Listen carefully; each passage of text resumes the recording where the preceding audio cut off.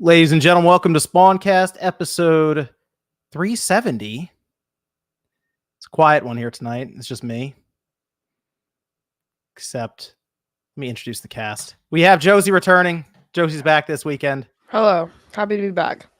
See, look, I figured out StreamYard, so I love this format. It's great. I can do the fancy introductions now. I can bring people in one by one and just surprise them. Like, look, here's Ryan. Ryan's with us tonight. If you're going to do it this way, I would prefer each of us to have our own separate intro tracks, kind of like wrestling. Oh, like a walkout song. And then we music. come into the... I like that. I like that. Yeah. Okay, hold on. I'm going to try this one. Okay, here comes Evan. Ready? It's Evan. I resisted the urge to be an empty chair.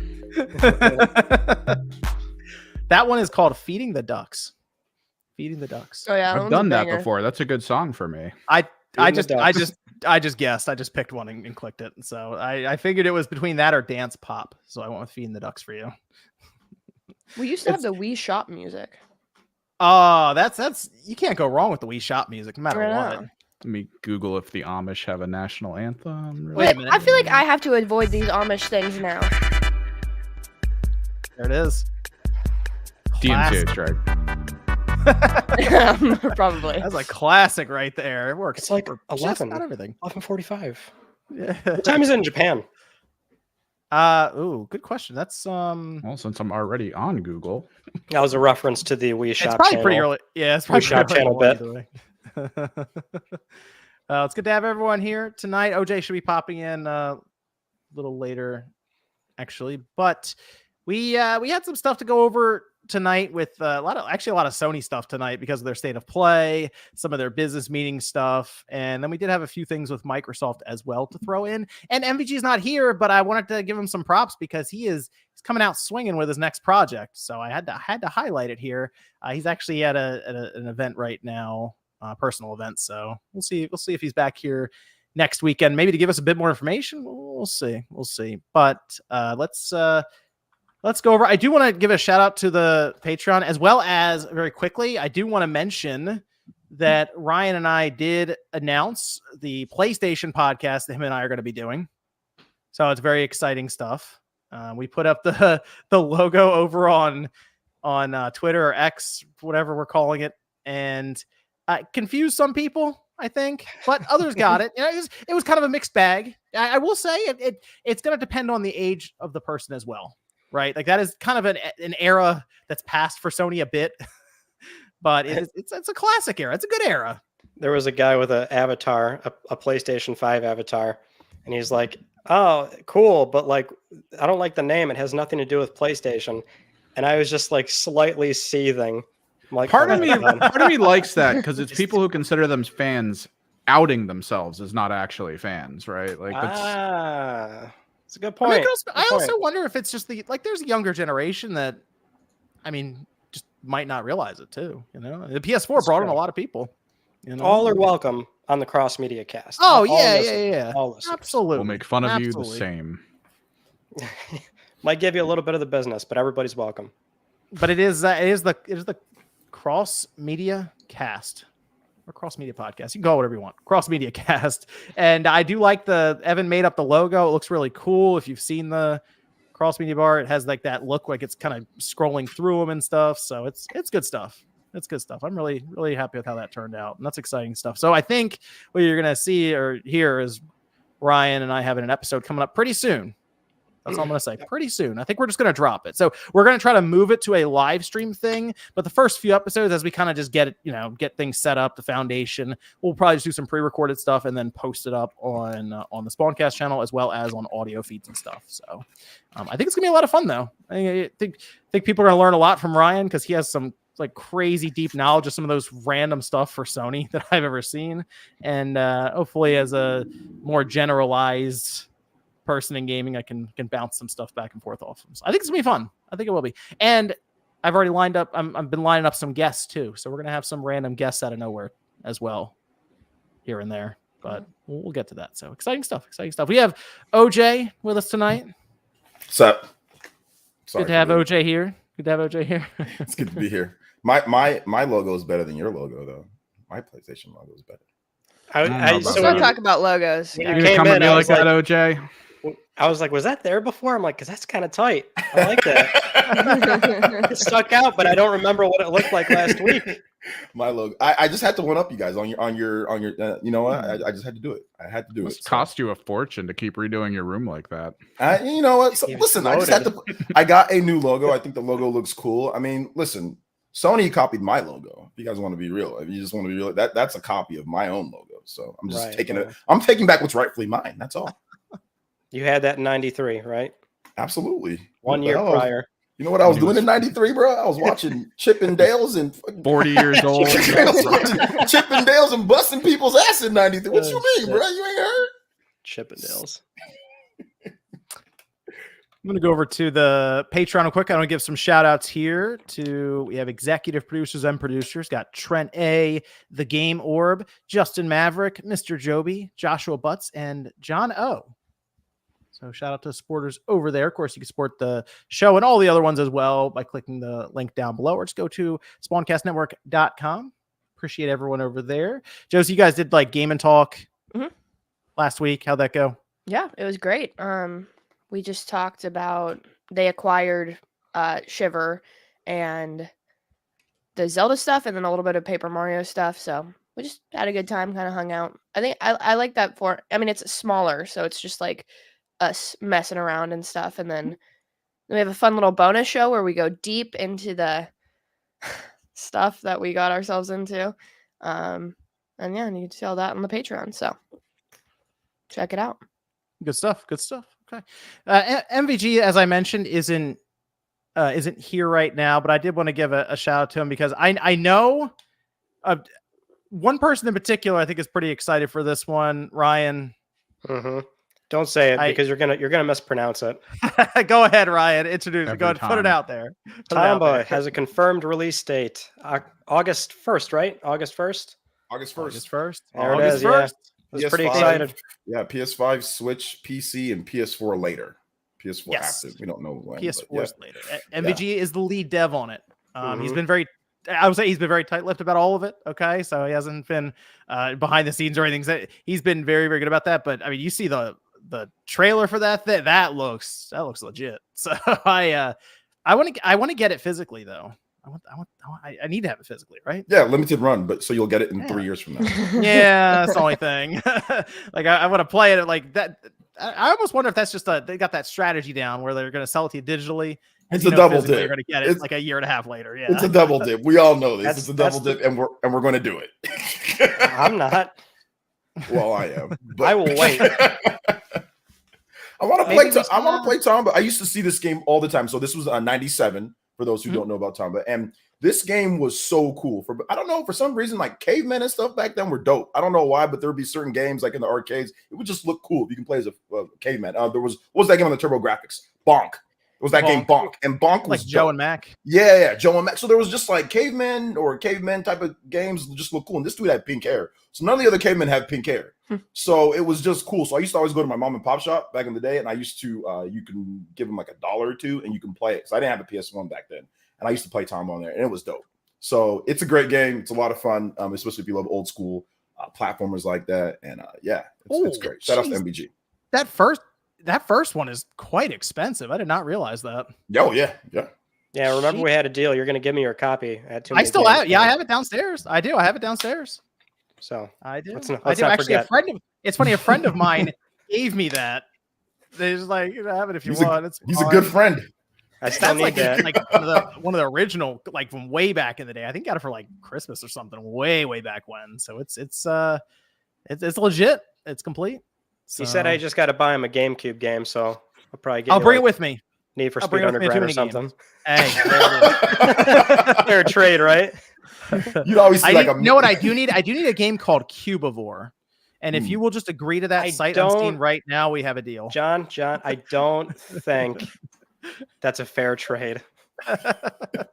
It's just a GameCube game. It should be Better fine. throw in Yeah. multiple copies of Tomba for one cube of war. You used to go to GameStop. You see like 1,000 copies of Need for Speed, like crusty, and every box is crusty. There's not I a had to single think for a box that is second. not crusty as hell. Because I'm like, what's a cheap GameCube game? And I'm like, oh, that one. But most of them are up there. Yeah, it's tough now. It's really tough. Yeah. But hey, here soon, August 1st, we'll have Tomba. It's going through the Carbon engine. It's gonna be legit. It's gonna be legit. So I'm gonna pick it up physically, definitely, and digitally, we'll see. We'll see. Did We'll see what it happens do there. well like back in the day? Did it sell very well, or is it more like got a sequel? Yeah, okay? it got a did. sequel, yeah. Tomba too, yeah. It was. I remember it was big for them for marketing. I just remember seeing so many posters and Mhm. magazine cutouts for magazines. It was all over the magazines. Yeah. I'm pretty sure there was like a commercial too, or commercials. I remember just seeing the game all over the place. I remember advertising. I think like KB Toys. There was advertising, like a big poster for it and everything. And I think there was like I don't know if it was a demo station, but I just remember playing it just very like randomly, playing the game. But it was cool. Like I said, it was a dope game back then. A lot of PS1 games always had like this aura around them, right? Like I know it's different now than today's day with the marketing online, but back then, like, oh man, I want to play this. Like it was a bit more mysterious than it is today with all like the streamers and content creators and all. And Tomba had that aura about it. It's like, I need to play this game. Like it just looks super cool. Graphics look dope. So Okay. good to see it come back. It's a very PS1 looking game is the best way to describe it. It has like that 2D, 3D kind of look. Yeah. It's like the old 3D kind of look. So But you could like go into like the back, like you can like climb up on like the background and like It's a big you deal can back kinda then. Yeah, it was a big deal. So that's why it had like that aura around. It's like, oh, this is something kind of different from like your standard, platformer. And you're a caveman. You're like a Japanese cool looking caveman or something, like, with pink hair. So it was just something different, which was dope. Yeah, I'm excited for it. Well, next time MVG's on, I'm sure you can talk a bit more about it now versus before, obviously, since we have the full announcement and they have a trailer out there. So that's exciting stuff. That's exciting stuff. So maybe you think they're going to do we'll see, limited run, do like a big collector's edition thing for it? I hope not. I don't want to. I'm already going to buy it digital. Just give me the normal game. Hey, well, we'll see how that goes. I do. Oh, while we did bring up too many games now, I figure I'll try to bring this up most weeks since it's 4 weeks away or whatever. Well, we're going to be there. We're on the website now, and we're going to have a panel, and then we're going to have a signing, which makes it signing. It sounds like it's a way for them to have people who would like to meet up and stuff. It just organizes it a lot better because that place can get very disorganized very fast just in general. So it's just a kind of a way for them to say, okay, they'll be here. You can kind of come meet up with them and stuff. And I believe our panel is Friday, I believe. So I'm putting out there now, just in case anyone's planning or anything. And I think we're just going to have some fun, like Q&A, audience interaction, that kind of thing. I think it'll be a good time though. So, but Friday, I think late afternoon for Too Many Games. Too Many Games starts on the 28th. So Friday, Saturday, Sunday. So should be a good time. I'm just gonna move. I think I'm just gonna move right into the state of play stuff. So I think what we're gonna do, Ryan and I are really gonna like do a deep dive on it in the PlayStation podcast show. But I have to bring up like the two big announcements here because it's like two opposite ends of the spectrum with this thing, with Concord and then Astrobot. So, and what's interesting is they both technically bookended the show. They opened with Concord and ended with Astrobot. And they have way opposite reactions to either one.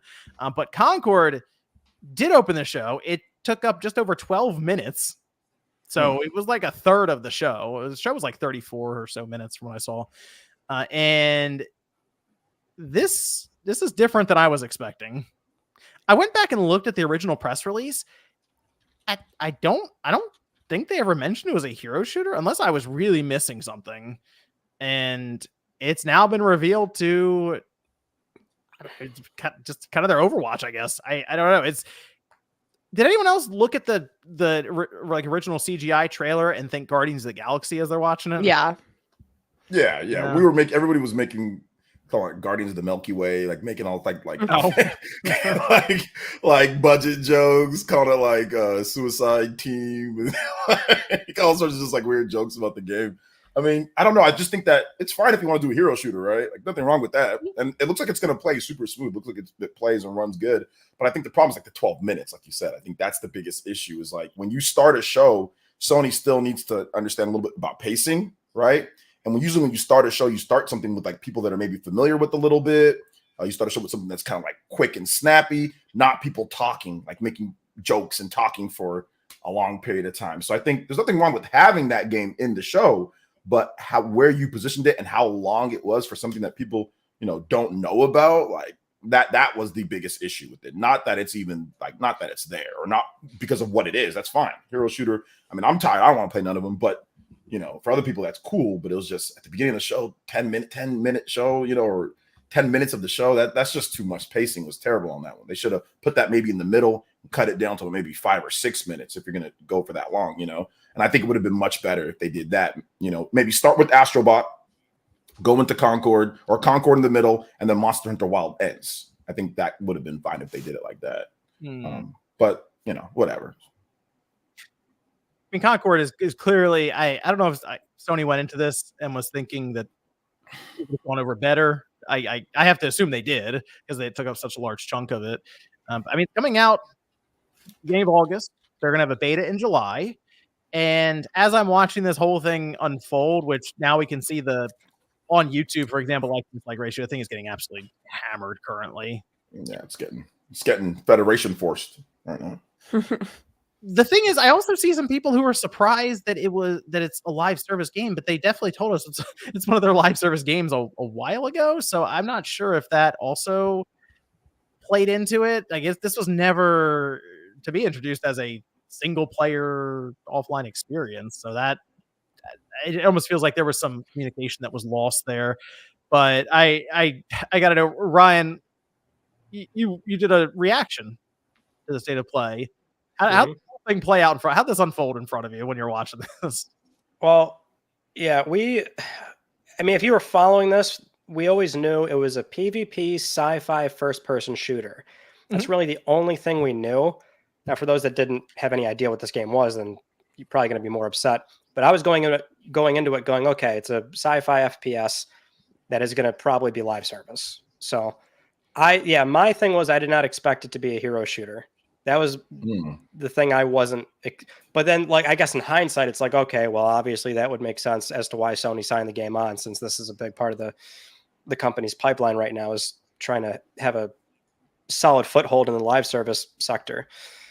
But I just wasn't expecting a hero shooter. I was thinking something a bit more maybe grounded, like not this sort of very twitchy, fast-paced, character-driven kind of, especially asymmetric too. They were really talking about that a lot during the gameplay reveals, that it's leaning heavily into asymmetric gameplay. I was expecting something with a lot more symmetry, not as fast-paced, maybe, well, again, not nearly as character-driven, which is, I don't find as a problem. For me, I'm already checked out. I'm like, well, I'm not in a hero shooter, so this is more than likely not for me. But to what OJ said, yeah, the pacing was a problem. I find that if you're going to do any sort of CG cinematic trailer, the only games that can kind of get away with that is sequels to well-known IP that are narrative driven. Because even then, it's something where it's like, okay, I might not be seeing gameplay, but let's say this was Tsushima 2, and they open with like a cinematic Tsushima, that's fine. Completely fine. Yeah. That alone, it's like, okay, no gameplay would suck, but people would still be super hyped to see some story beats and just get that title card and everything. But for something like this, it's just, there's no investment. Nobody cares about these characters. So right off the top, it's even worse too if you don't know that this is a live service hero shooter. So if you're watching this as a PlayStation fan, you had no idea about Firewalk and this press release years ago. You're thinking this is a single player game. So it's the pacing was off. I honestly, I would say don't even do or keep the cinematic portion where you're showing off the characters. Keep that very brief. Don't do this 5 minute. I mean, boil it down to maybe a minute and stick that towards the end of the gameplay. I don't think it's going to completely change the perception because the game is what it is. So it was probably still going to catch heat, but it maybe wouldn't have been.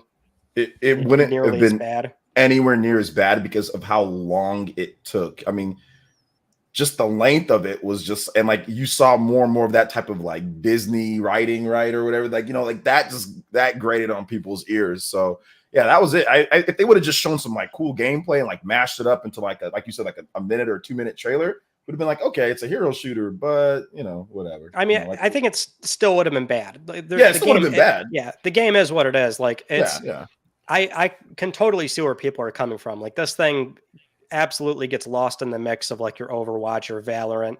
It's like, okay, where have we seen this before? And it's just like way too on the nose, like with the 5-something minutes with the character scene where they're just like quirky and trying to crack jokes. And I'm like, oh, this is just, as I'm watching it, I'm like, this is not going to go over well at all. Like, this is a bad debut for Concord. And I was actually like, before the gameplay, or before this entire state of play, I was looking forward to this because I'm like, oh, we haven't had this for a while in terms of in-house PlayStation IP, which is a sci-fi FPS. I mean, basically the last one would have been Killzone Shadowfall in 2013. So I'm like, you know what? I want to see what this is. Now I'm like, okay, well, I'm out. Yeah, I feel like if you want to pull people away from an Overwatch, you got to have something that makes it stand out, make it unique, make it go, okay, well, I got to play that.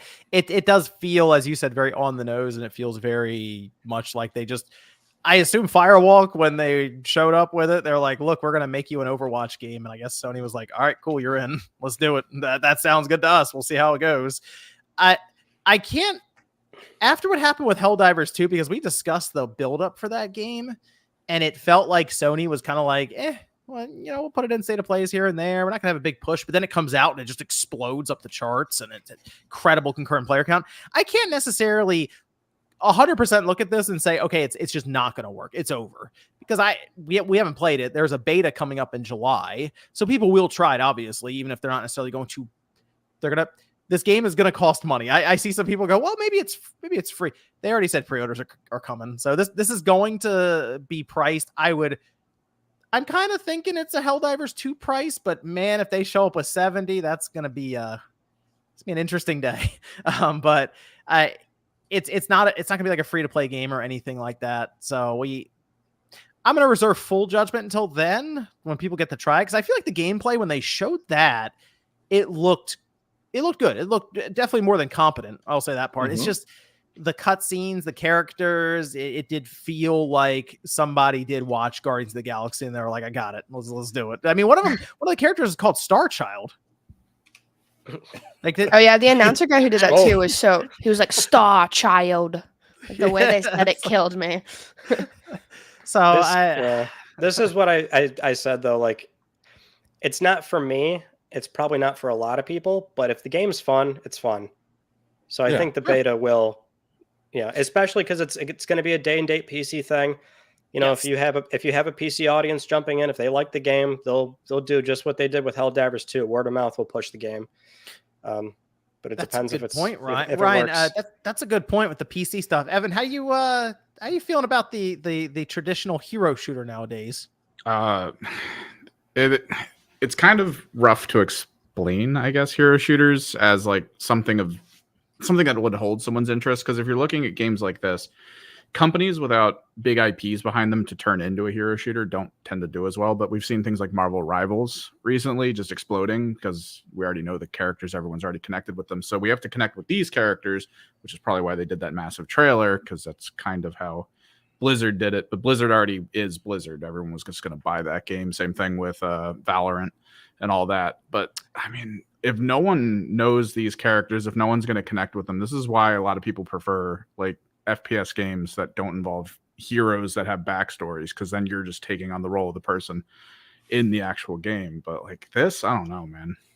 It seems really slow. I felt really sad though, because after editing the Newswave where you called it like Temu Guardians of the Galaxy, I said some stuff. I hit up the next morning. I'm starting to understand why some of the PlayStation people don't like me. Go on. It's so mean.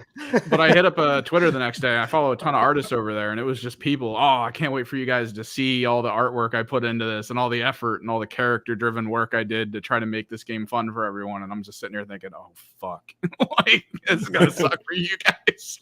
They did say they're going to do basically narrative cutscenes like for these different characters every week when the game comes out. So Yeah, they're going to try to establish a lore. They're going to attempt it.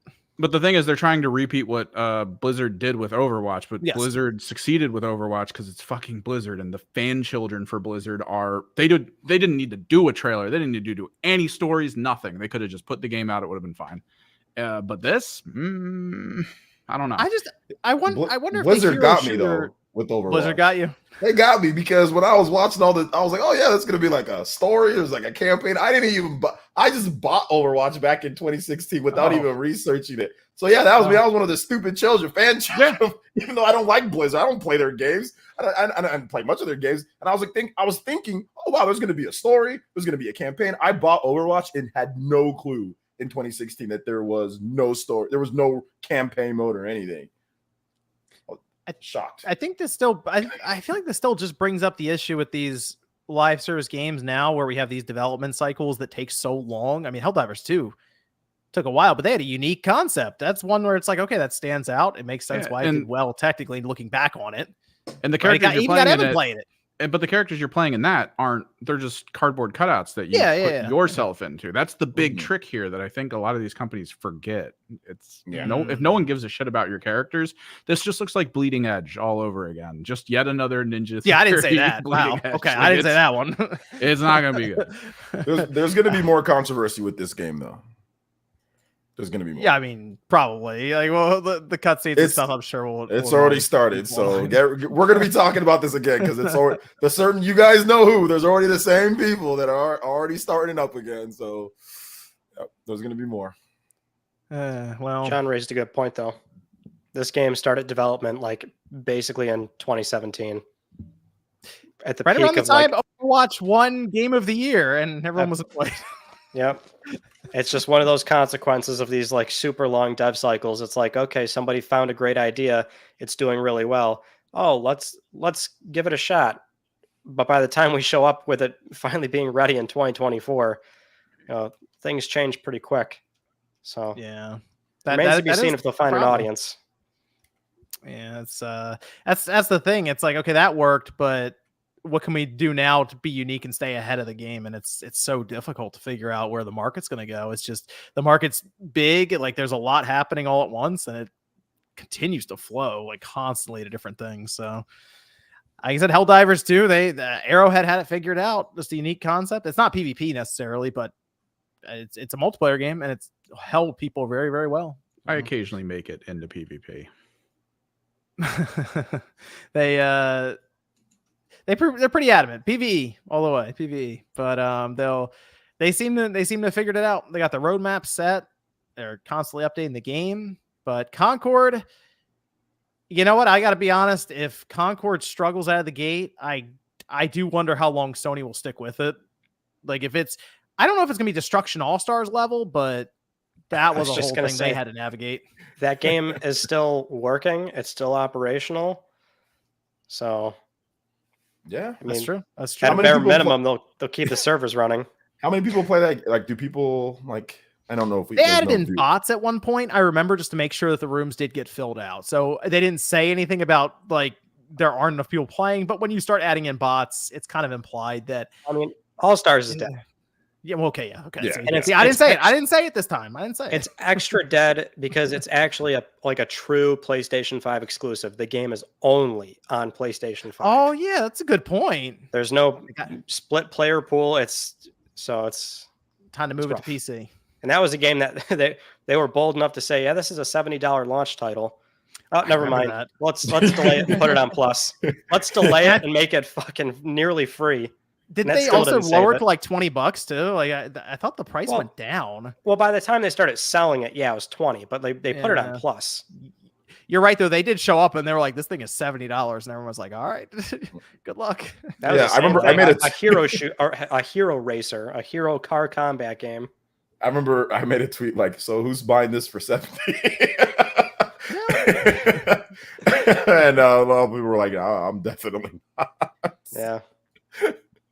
I mean, I don't want to name some of the live service games that appear to have been canceled, and then Concord's coming out, but it is kind of a shame to think about that a little bit. So Well, hey, it's not out yet. We'll see how it does when it releases in August, and a beta is coming up now or in June next month. So I'll play the beta.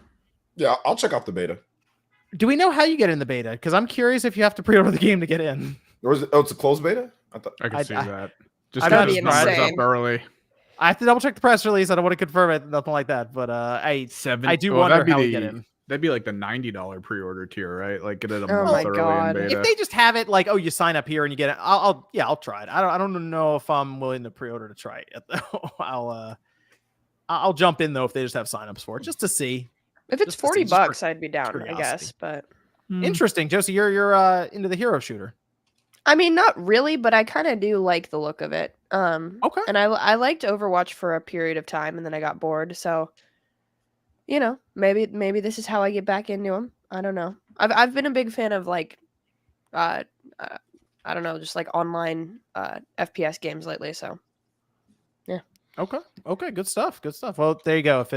If it comes out at 40, Josie can tell us how it is. So, Oh, yeah. Or if the beta happens. What if and it's 45, Josie? Any No, chance? no. It's 42. That's the line. Hone in on this. Let's find the line. 41.50. What if it's $39.99 compared to just $40 flat? What if there's like, is there a difference between that? No, I'm good with it. Okay. Well, let's go to the opposite end of the spectrum here, as I mentioned, because they closed out with Astrobot, and Hype. we all knew it was happening, but I gotta be real. Everyone that I saw the reactions for and discussion, everyone's excited for this thing. You look at the dislike ratio on this one, again, completely opposite end of it. Like it's like 99.5% like ratio on this thing. People are really, really happy for Astrobot getting its own game, which, okay, it has its own game on PS4. I know it VR and it's Astro's Playroom, but like this looks like the big jumping off point for, like, they even just called it Astrobot. Like, they didn't try to do anything extra with it. And this is, to me, this is Ryan's moment here. Ryan's been with Astrobot since they were born, basically. he was there. He was there. Ryan was there. Since they spat him out of DualShock 4s in 2013. Yep. Yeah, say you reminded us that was a thing. So That's what it was. It was Ryan's moment. He got to witness, what was it, like 3.5 minutes for this thing, and then we got additional details on this. Dude, this seems like Team Asobi's going a bit crazy with this one. Did you say they have over 150? They say VIP bots inspired by PlayStation characters. I don't think they gave it cameos. I don't think they gave a number on that unless that was in the separate interview. It's 80 levels across 6 galaxies. The PlayStation cameos are playing a role in the story now, which is they have amazing. it. They updated the website yesterday or last night, Ryan. Actually, it's right. Oh, is that a PlayStation is that where it's on there? celebration. They say rescue over 150 iconic VIP bots inspired by legendary characters from 30 years of PlayStation history. They have it looks like Ratchet tied to a tree, and then they have Aloy.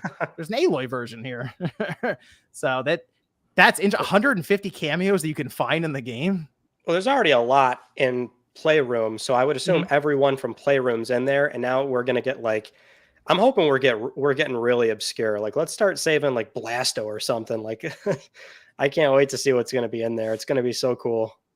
Interesting. You brought up an interesting idea. If maybe some of the cameos could be more important than others in the sense that they give you an ability or something like that lets you get through other parts of the level or different paths through it. That's something I was considering a bit myself. If like, for example, you could get like the Uncharted setup they had there. Is Nathan Drake, you could like all of a sudden start swinging around and maybe doing just more give him a gun. parkour and stuff. And Yeah, I'm sure he just has a gun. He just walks through and just starts taking people out. I feel like every Japan studio cameo is going to feel a little sad. I mean, yeah, Team Asobi kind of very, very loosely still Japan studio. But yeah, I get what you're saying. It's this looks so different than everything that we've seen from Sony recently, I should say. I mean, I guess it's kind of close to Ratchet, but man, this is some nice variety, I feel like, from Sony to have Astrobot here. Let me ask Josie. Josie, you saw Astrobot. Oh yeah. What did you think of this?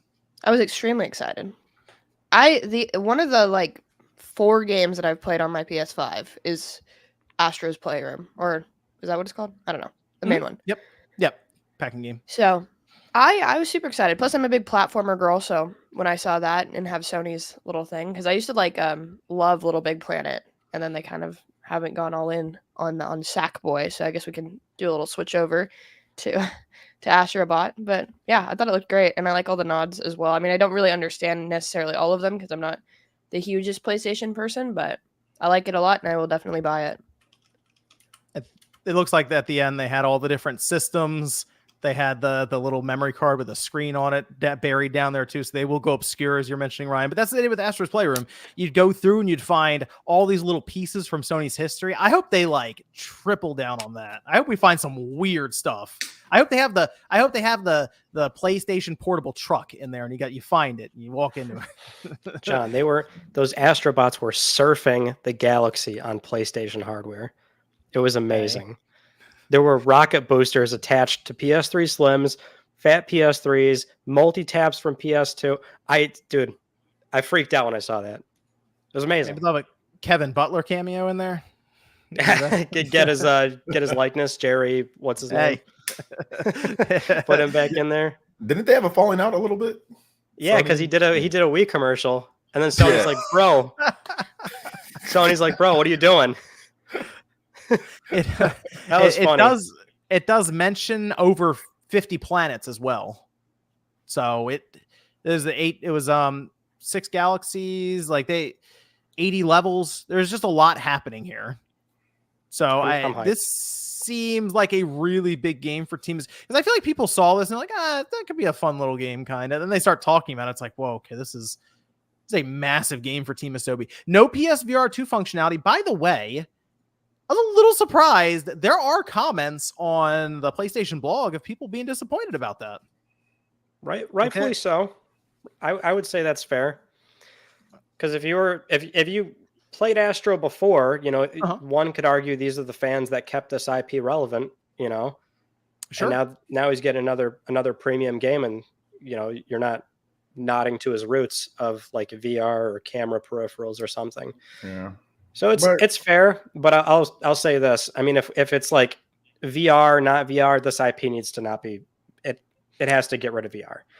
Yeah, it would be great if it was like a mix, like they had a VR mode or something, and I'm not sure if that was part of the dev pipeline, and maybe it's coming later or something. But maybe.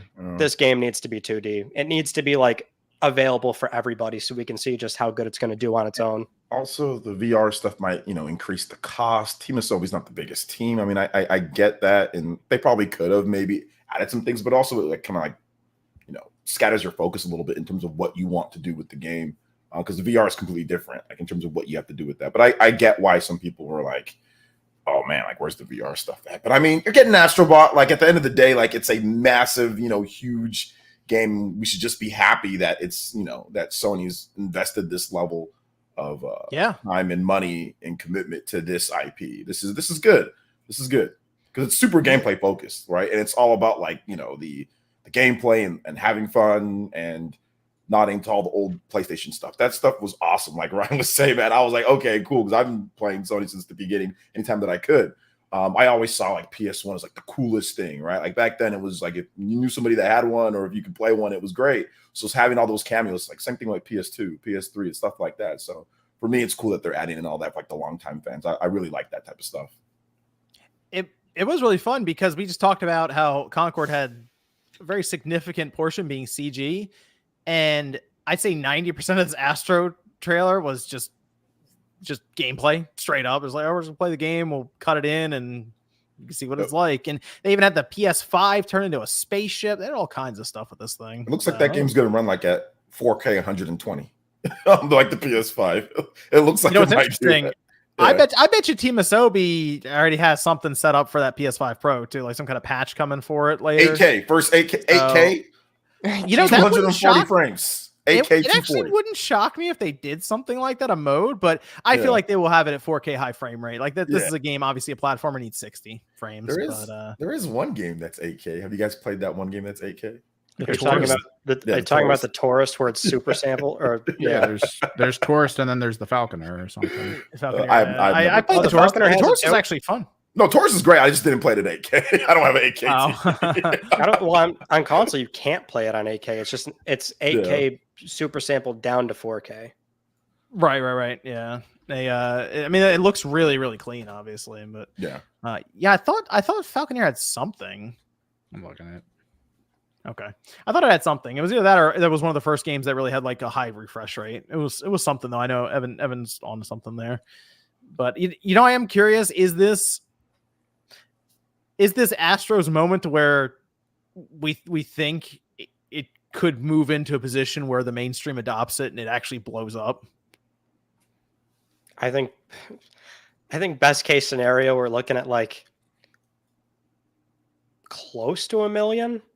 Like sales wise, if that's what you're really? getting at. Okay. Yeah, But I thought it would do more than that. I was thinking more than that. Ratchet did like Ratchet's like the big AAA like platformer that Sony still funds. It's not moving those kind of numbers, Yeah, okay. And Ratchet's a very recognizable PlayStation, name. Ratchet was 70 at launch though. So how much is this going to be at launch? In my head, I picture 40 to 50. I think would be fair. Yeah. Okay. I was concerned they might shoot for 70, and I'm like, I wonder if that feels like it because we see Nintendo. Obviously, they have the name recognition for their characters, and that does push the price up in general. Astro, like I would buy it for 70, but I understand that there are probably people who are like, that's a bad idea. Yeah, that's a bad idea to for a launch sale on that. Yeah, that's a bad idea to launch that game at 70. I mean, listen, I'd buy it at 70. Sackboy. How much was Sackboy? Was Sackboy 50 or 60? No, it was like 50. 60. I think it was 50. Yeah, it was A like Big 50 Adventure was a Big Adventure. You mean? Yeah. Yeah. That was 70. Yeah. No, that wasn't 70. I'm fairly certain that was a $70 game at launch. I remember it was $10 cheaper on the PS4 versus the PS5. I do remember that. It was either 60 or 70. It was either 60 or 70 though. I think you're right, Ryan, because I'm looking at it right now on their website, and it is $60 on Sony's website currently. I don't know if that's just on either way. It's more than 50. It's like it's pretty close to 70. Then it was a $60 game at launch. It was. Yeah. It was 60 at launch. Well, I just show. I mean, Sony does explore the price lineup. Sure. Contrary to popular belief, it does happen. Like they'll ship something under 70. So in my head, I think this game's. In my head, I think this game is 50. We'll see. It might be 60. I mean, that too. Yeah. Yeah, it could be 60. I think 60 at this point. I mean, for something like this, it might be a tough sell for some, but I mean, not for me at 60. What? Because it's a full game now, right? Like it's like you said, 80 levels. Like if you like this, right? If you like what you're seeing when it comes to Astrobot, I don't think 60 is, would be completely like, oh my gosh, what, for this type of game. Because you're getting quite a bit of content here. You're getting a lot of levels. You're getting a lot of passion. You can see it. So I mean, we have to wait for the game to come out. I mean, obviously, we have to wait for that. But overall, I don't think it's like, oh my gosh, this crazy type of thing. If it's 60 at launch, Ryan, I feel like. Oh, sorry. I was gonna say, Ryan, I feel like 1 million is like pretty low. No. I'm sorry. Say it again. Like 1 million seller for this would be pretty low. Well, I just in my head I'm thinking, well, Ratchet can't do crazy numbers like that. So how is Astro going to do that? Mm-hmm. I will say, and to me, this reads as Sony testing the waters of this IP properly now. As in we're gonna sell this one. It's 2D, so most people can play it. It was a pack-in title, so 60-something million. In theory, people have in some way at least seen the IP, maybe not played it. I'm sure they have an idea of exactly how many people launched Astro's Playroom on PS5 when they first got it. But it sounds to me like a stepping stone. If they want Astro to be something, in my head, it's like multiple games over multiple PlayStations, and then maybe we can see it do bigger numbers. I just can't see it like doing crazy this time around. Yeah, because Ratchet, what's Ratchet at? Like, is it 3 million somewhere for Ratchet? Yeah, it was. I'm sure that number's somewhere in the Insomniac breach, but like it debuted reasonably well, made a ton of money. It did good. Mm-hmm. But if that's where Ratchet's sitting, I think Astro is going to come in under. Yeah. And 3D, it's not even just like about 3D platformers just in general aren't the biggest. What 3D platformers are out there that are selling like crazy numbers? I mean, really, all you have is like just Nintendo. With Mario. But outside of that, like everything's either indie, which is fine, nothing wrong with that. But there's not like there's a ton of 3D platformers that are just doing crazy numbers or anything like that. So there's also that aspect to it. Yeah. Yeah. So I feel like if it did hit 1 million, like I don't think this game cost a stupid amount of money for Sony to have made. So I feel like they'd look at that and be like, okay, we've got something here at least. So I'd like to think this is them starting to really like move with Astro a bit, because that I see that as something, as a mascot they could use next to the PS5 in marketing and that sort of thing. So I know a lot of people have it on their PlayStation. Yeah. You see a big thing in London where there's a big Astro pinball machine. It's a big pinball machine. Yeah, I saw that. That's wild. Yeah. Astro's been a thing. Like it's been a thing. And just for clarity, like I hope I'm wrong. I would love if this thing did like 5+ million units. Just exploded. I'd be ecstatic if that. Realistically, I think that won't happen, but I would love to be wrong.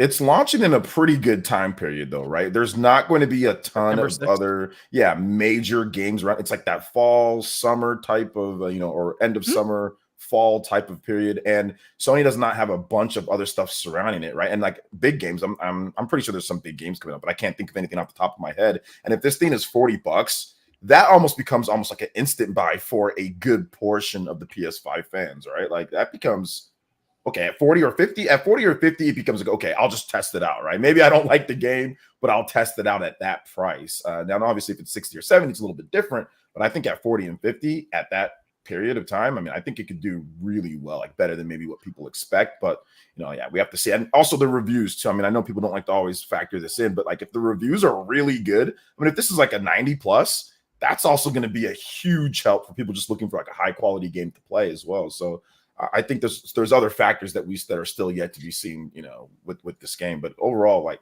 I mean, maybe it does get like a high 80s, 90. That'd be really good. So I think that. Well, I know the Astrobot Rescue Mission, that was a VR only game on the PS4. I mean, that got a 90.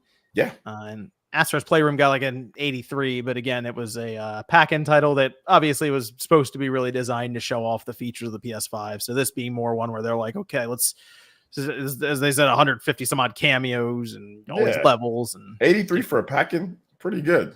It's not bad like a tech demo pack-in type of thingy. It's not bad. There was a lot going on in that trailer. For VR Rescue Mission, we do know from the Insomniac breach that game actually did move like basically 1 million. That's pretty good. Which was really good.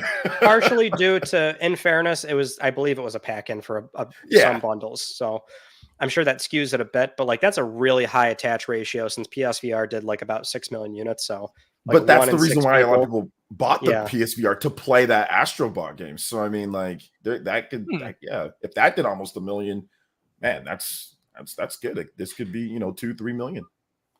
Also, I'd like to think a bunch of people have played Astro's Play, or at least fired it up just to try it out. So I think that alone might help too. But this is big. I'm really excited, and I like the announcement and then release is 3 months later.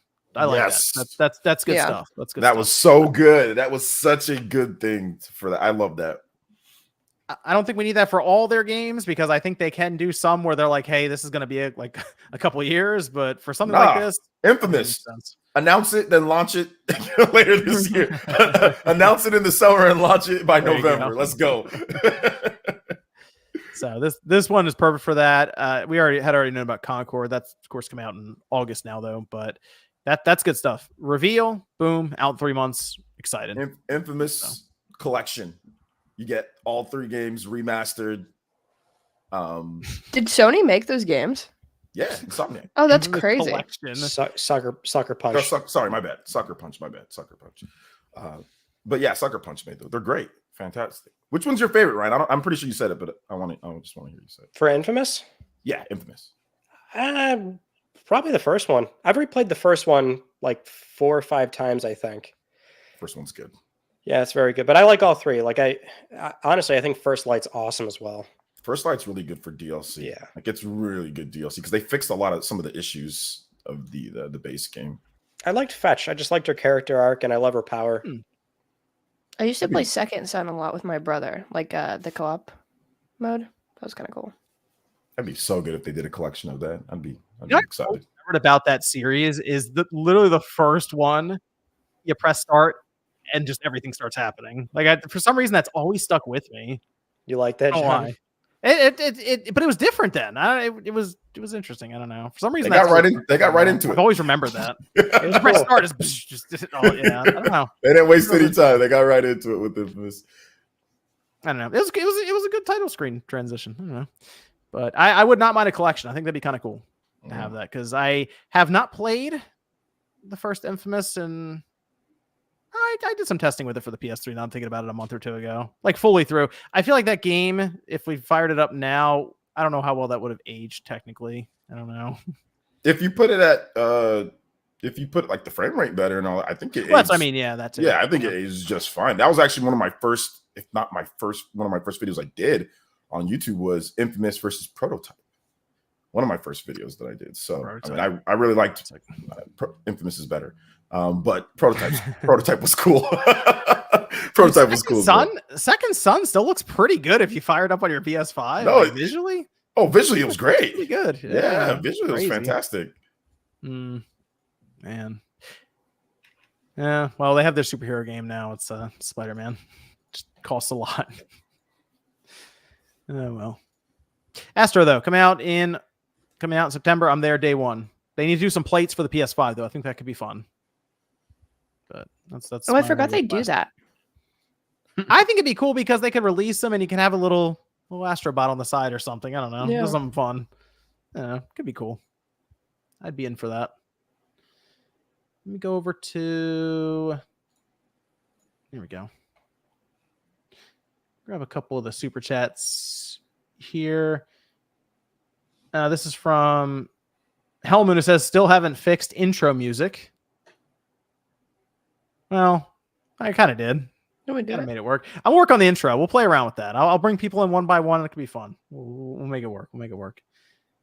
This is from Zoob, who says, PlayStation State of Play would be all bangers if you remove Concord. I don't know about that. There's still some low points in there, I will say. Andy Ackerman says, Team Evan this week. You had me at the porn intro. GameCube says, how bad was the Concord reveal actually? Just too long. Yeah. I feel like I almost wonder if that cinematic you could have had some gameplay mixed in a bit more. I don't know. It did feel like it kept going. So yeah, like they should have cut in some gameplay with some of the quips from the people. That would have, I think, would have been a bit better than just showing some long ass cuts in, you know.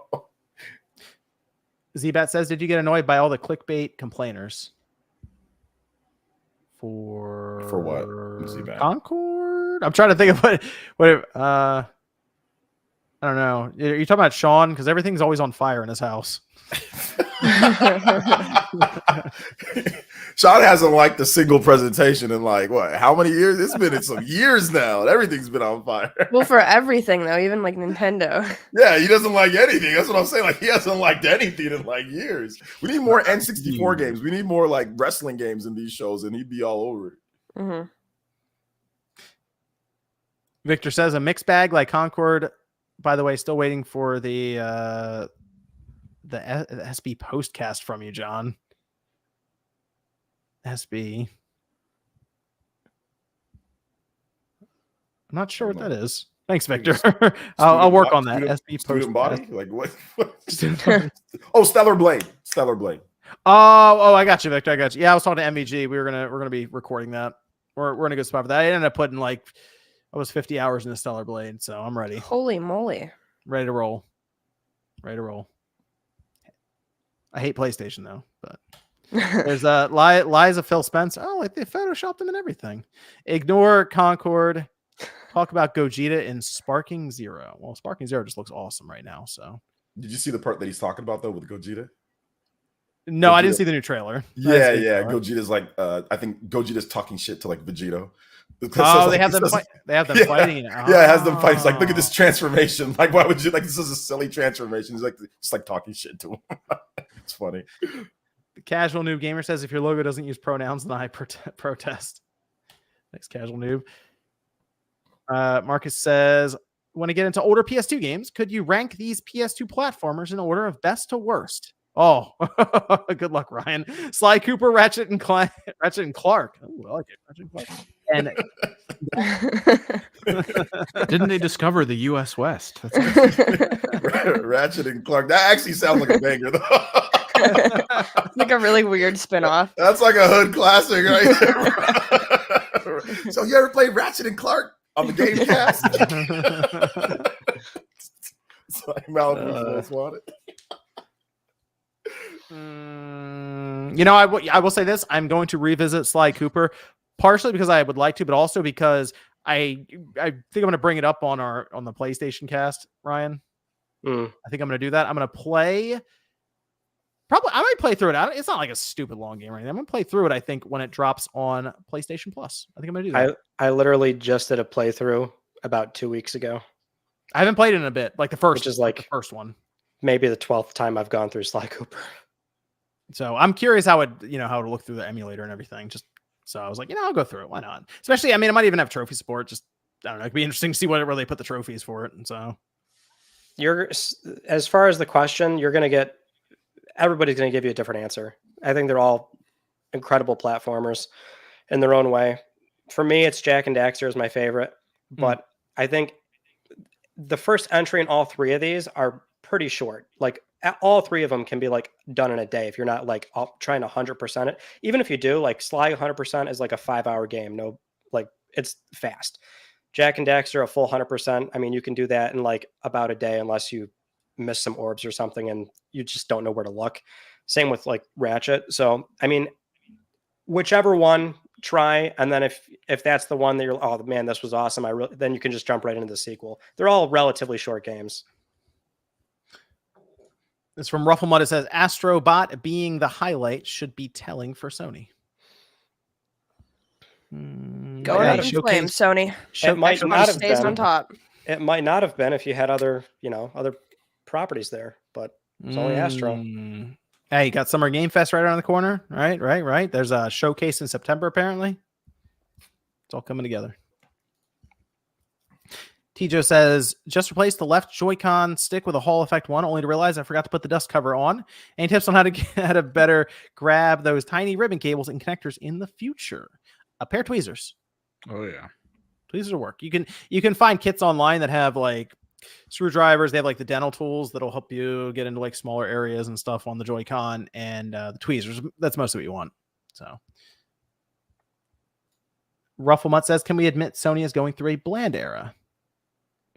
Oh, Astrobot's very different than what they normally do, at least recently. So you mean just Sony in general with their big studios? I feel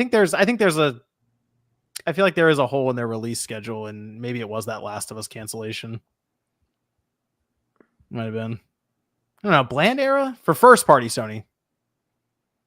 I mean, didn't Sony like admit that, we're not going to have any major first party releases or whatever? So like, in their own words, yes.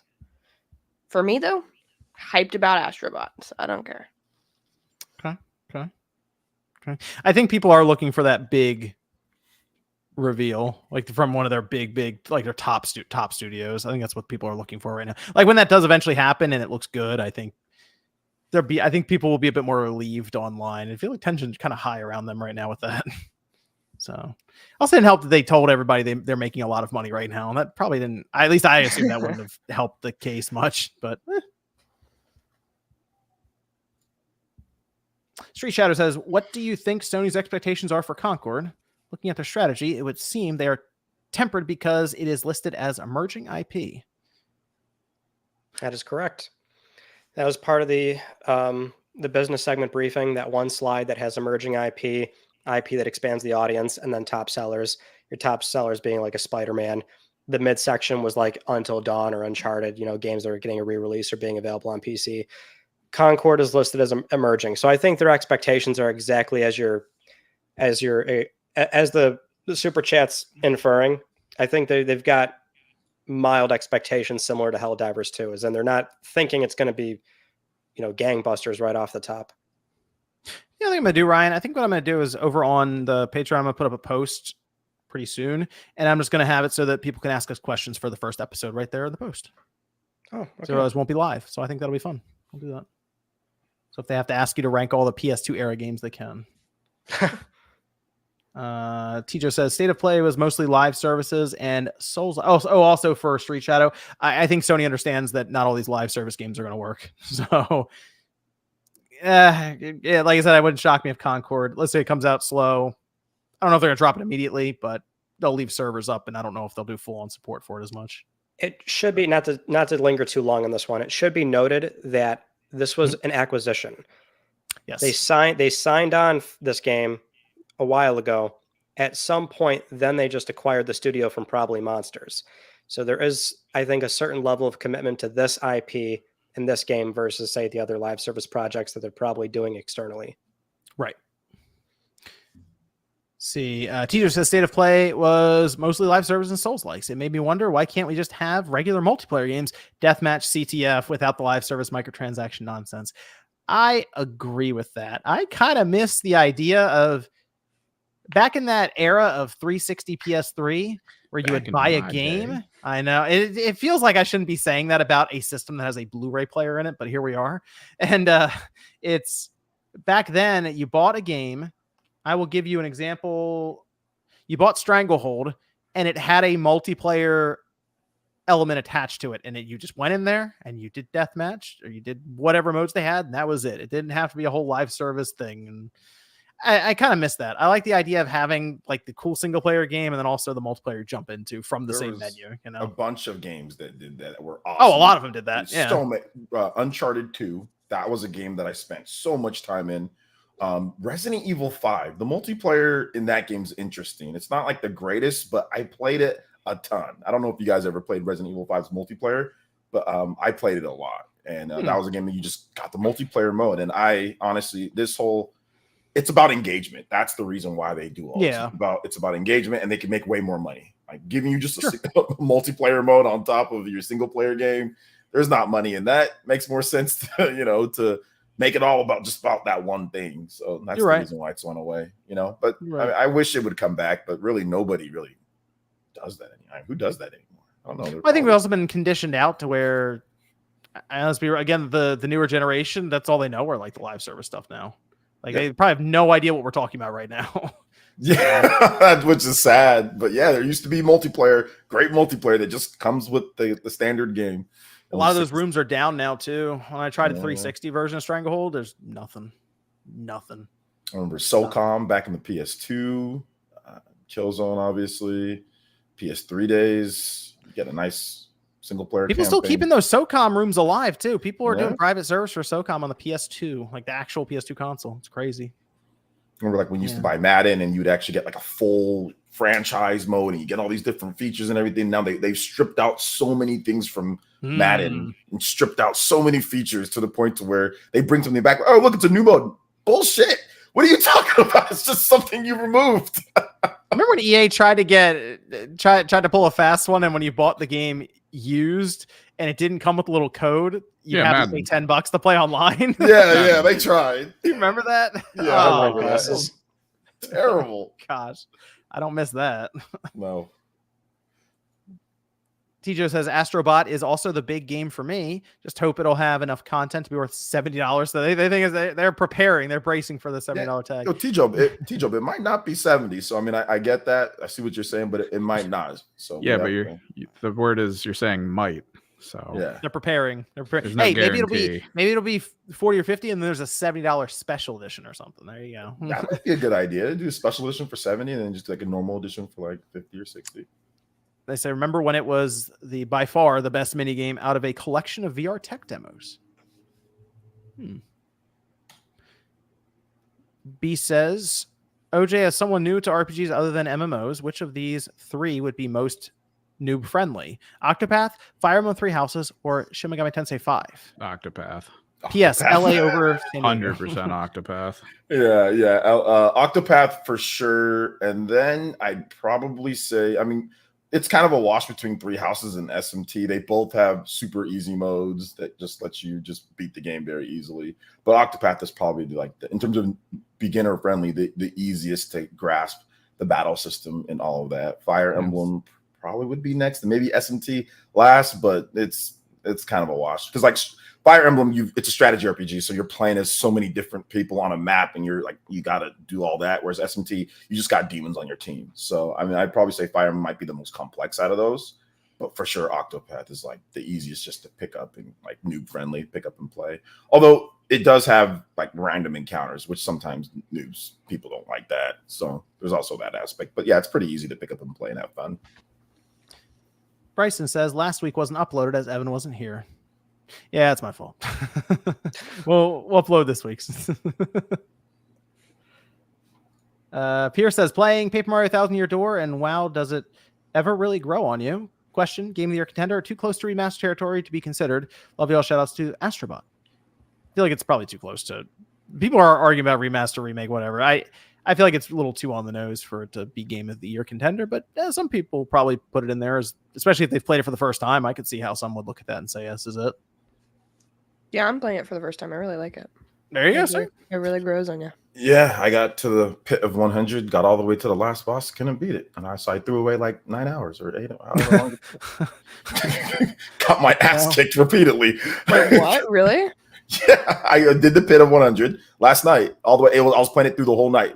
I barely got any sleep. I was playing it all the way through, and I finally got to the end. Like, this is early. I'm still early in, so I don't have all the upgraded, all the stuff like the crystal stars upgraded. And I got all the way to the end, and I was fighting against the boss there, and it just repeatedly kept on kicking my ass. I mean, I was trying to do super guard, and I got it a few times, but he just hits for too much damage, and I ended up just throwing away. I think I went from like level 11 to like 19, and I had to just throw all that away.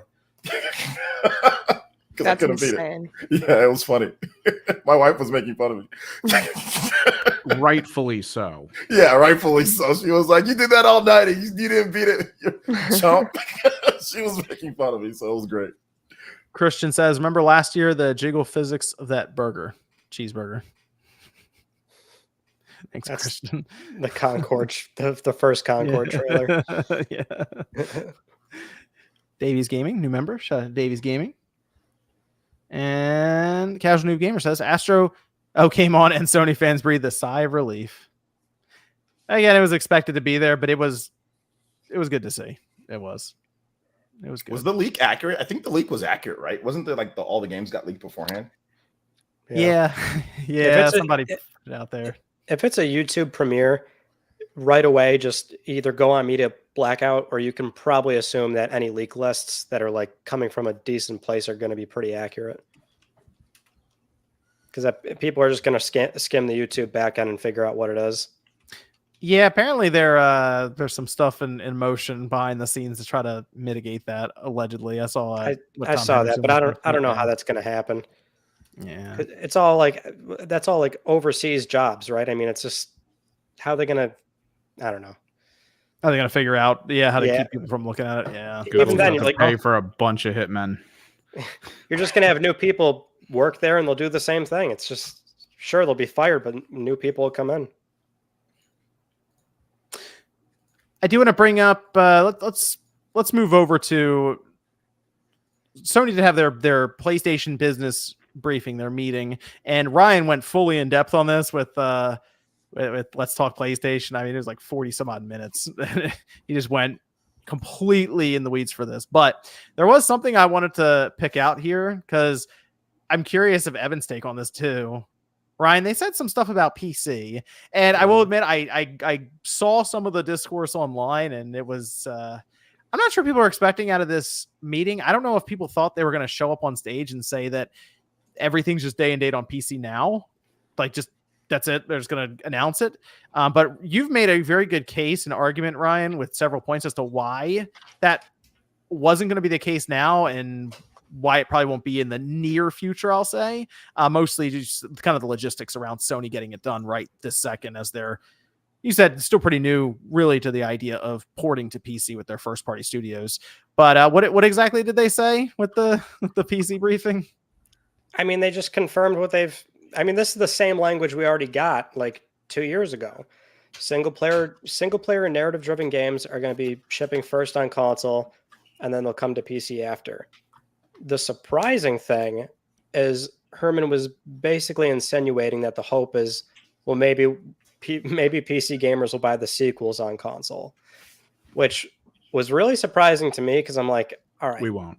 there's yeah, I know that's exactly my point. I'm like, the company's not. There's no way they're that dumb. To me, I'm thinking, No, they are.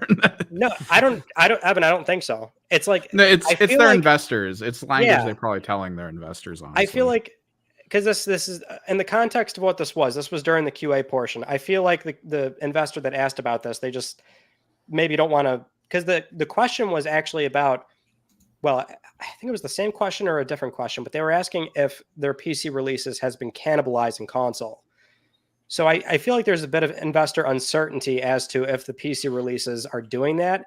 And maybe that's why they still put that language out there, is that, we're not going to do it just yet. Maybe we want, but like, they know PC players don't want to, they're not going to do it. And Sony doesn't want it anyway. That's what I mean. I don't think Sony is that dumb. They don't want PC gamers to buy a console, because even if they did, all they're going to do is buy one game. You want console players. You want somebody that's going to buy a PS5, own it for 7 years, subscribe to Plus for 7 years, buy tons of MTX on the store. So I take issue with that answer. I think they were just like, maybe just saying that for the investors. Because the other thing too, as Evan, I'm sure you're aware of, their relationship, the image they have with PC gamers is awful. Oh yeah, they hate them.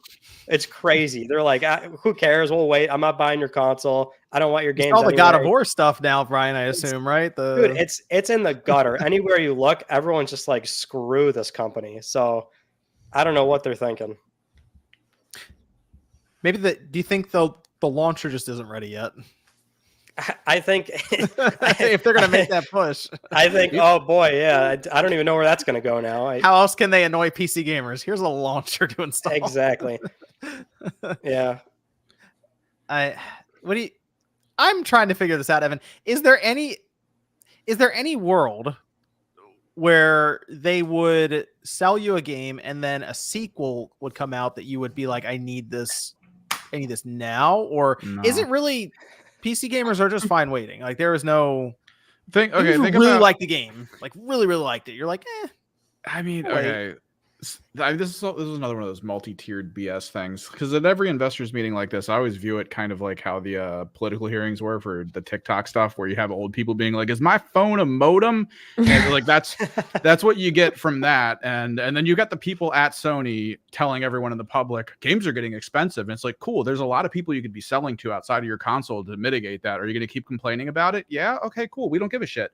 And then it goes from that to, oh, we'll release games on PC later, then they'll buy it, but what they're doing is they're releasing games on PC with ultra wide support, better frame rates, better everything. It's like, why the fuck would you think we would come back to you after you give us the better thing? Like, what? what's this whole thing? I see what you're saying.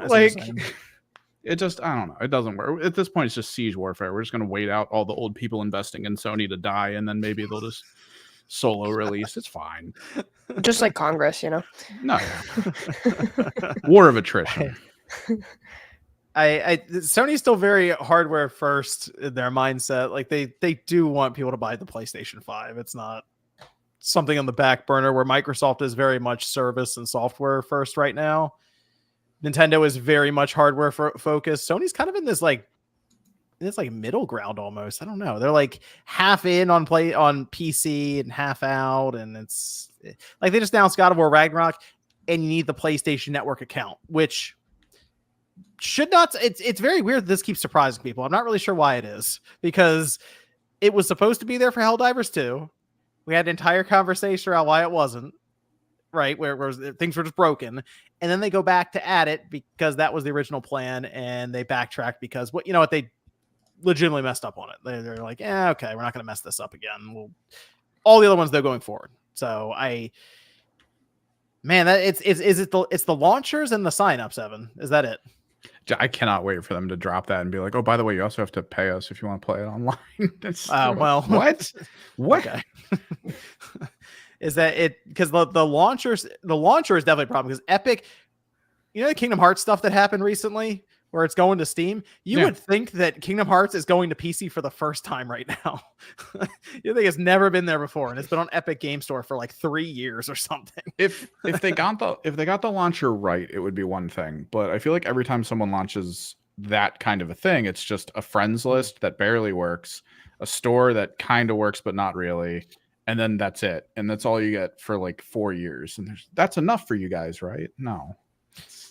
I feel like we heard about the launcher a long time ago through job listings and other avenues that they feel like they've been working on this thing for years if they are indeed going to do it. So I would think that they would show up with something that's significantly better than when Epic decided a week prior to make a storefront and it didn't even have a shopping cart. So I would have to assume Sony wouldn't show up with something that's that bare bones. I think EA's launched a lot of games in browser first and then launched. Like that was the whole thing with Battlefield. It would go back to the launcher and you'd have to click what you wanted to do and then it would relaunch the game. John, I fully expect if they do ship a launcher, it will be exactly what it's going to be bare bones. Friends list It's barely come work.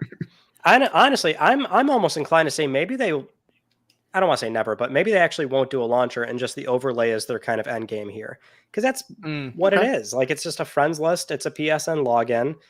You know, it's there for crossplay if you have PS5 friends.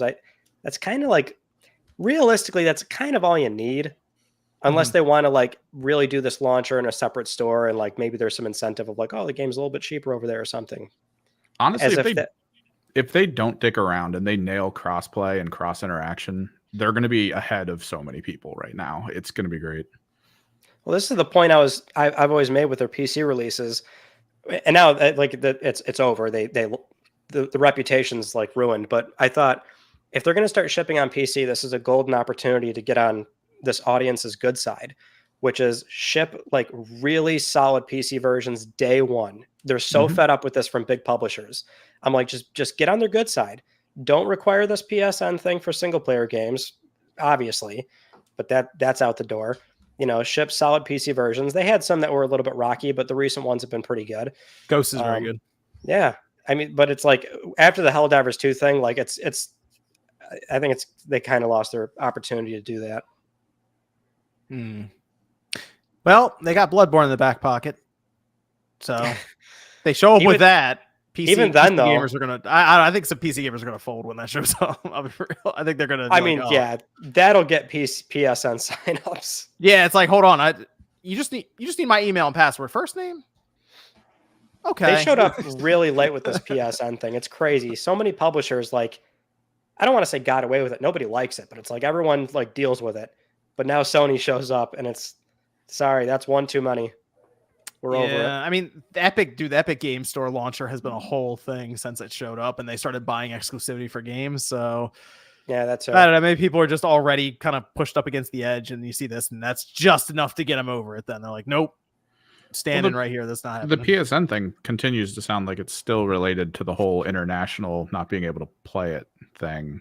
Like people usually have to buy gift cards from other countries, tunnel and through networks just to be able to play these games, and they're kind of sick of that. And Helldivers revealed to them that there is another way where they're not shitty, and then they're like, "Oh no, we're gonna go back. It's gonna be fine." That's definitely an oversight. I don't know how they thought they were going to launch games on a global storefront and then require a login that doesn't support every single country. Which yet again, complain that games are getting more expensive, ensure that a major chunk of the population can't play it. Okay. I don't know. Well, so that's the one odd thing though, is that like Sony does operate in like key markets. You know, it sounds like super alarming that that PSN doesn't it's not officially available in like 180 something countries, but like they're a big business that makes billions of dollars. Like the reason why they're not officially supported is because they're, in their view, they're like, we're serving the most people already. Like, it sounds insensitive, but it's like, in their view, it's like we're, you know what I mean? We're fine with the markets that we're in. Ryan, what do you have against Africa? I'm getting. That's what I'm saying. No, yeah, but that sounds so like, messed up. But like that's the truth. Because I was in Nigeria. I couldn't buy a damn PlayStation game anywhere, and I'm getting kind of pissed off. And you know what Sony thought of you? They're like, hey, break our terms of service and buy PSN cards for like double the price, so you can No, fund they're- your wallet. What they actually said was, "Hey man, France ain't too far away, bro." You know, you Oh, just By the way, that's where people in Nigeria actually import their games. It's from France. But anyway, that's where people get it from. Let's talk about Silent Hill 2. There's another good one for MVG. He's a big Silent Hill person. I was always more Resident Evil back in the day than Silent Hill, but actually, Evan, you liked Silent Hill as well. I love Silent Hill. You're Silent Hill. Yeah, okay, good. So the Silent Hill 2, first off, is coming out in October, which is, I think, a perfect month for it. Obviously, Halloween. Just send it right a couple weeks before then. Yeah, They do showed not some- delay that release. Do not delay that release. No, at I think all. it's a good spot for it. Yeah, they showed some footage of it. It's about 13 minutes, and people seem mixed on this, which is Bloober Team. So I understand going into it with some hesitation because you liked one of their releases, Evan. Two of their releases? I've liked everything they've put out that hasn't been controlled by a major company or a remake, which seems to be the issue here. Is like, what was it? Layers of Fear, fantastic. You like Layers of Fear. The Layers of medium Fear I was was amazing. But that was for a major company. Like that seemed to be a part of like a Yeah. major release on a console. Whereas you also had games like The Observer, which was amazing as well. And this was them separate from wanting to try to become mainstream. So I don't know if it's just them making different decisions because they want to appeal to different people. I don't know. They have 13 minutes of gameplay for this thing, and it definitely looks like they obviously had to change around so they say they modernized it. People are taking that in different ways. I think they mostly mean that we're not going to use tank controls here, people. Like that's not happening.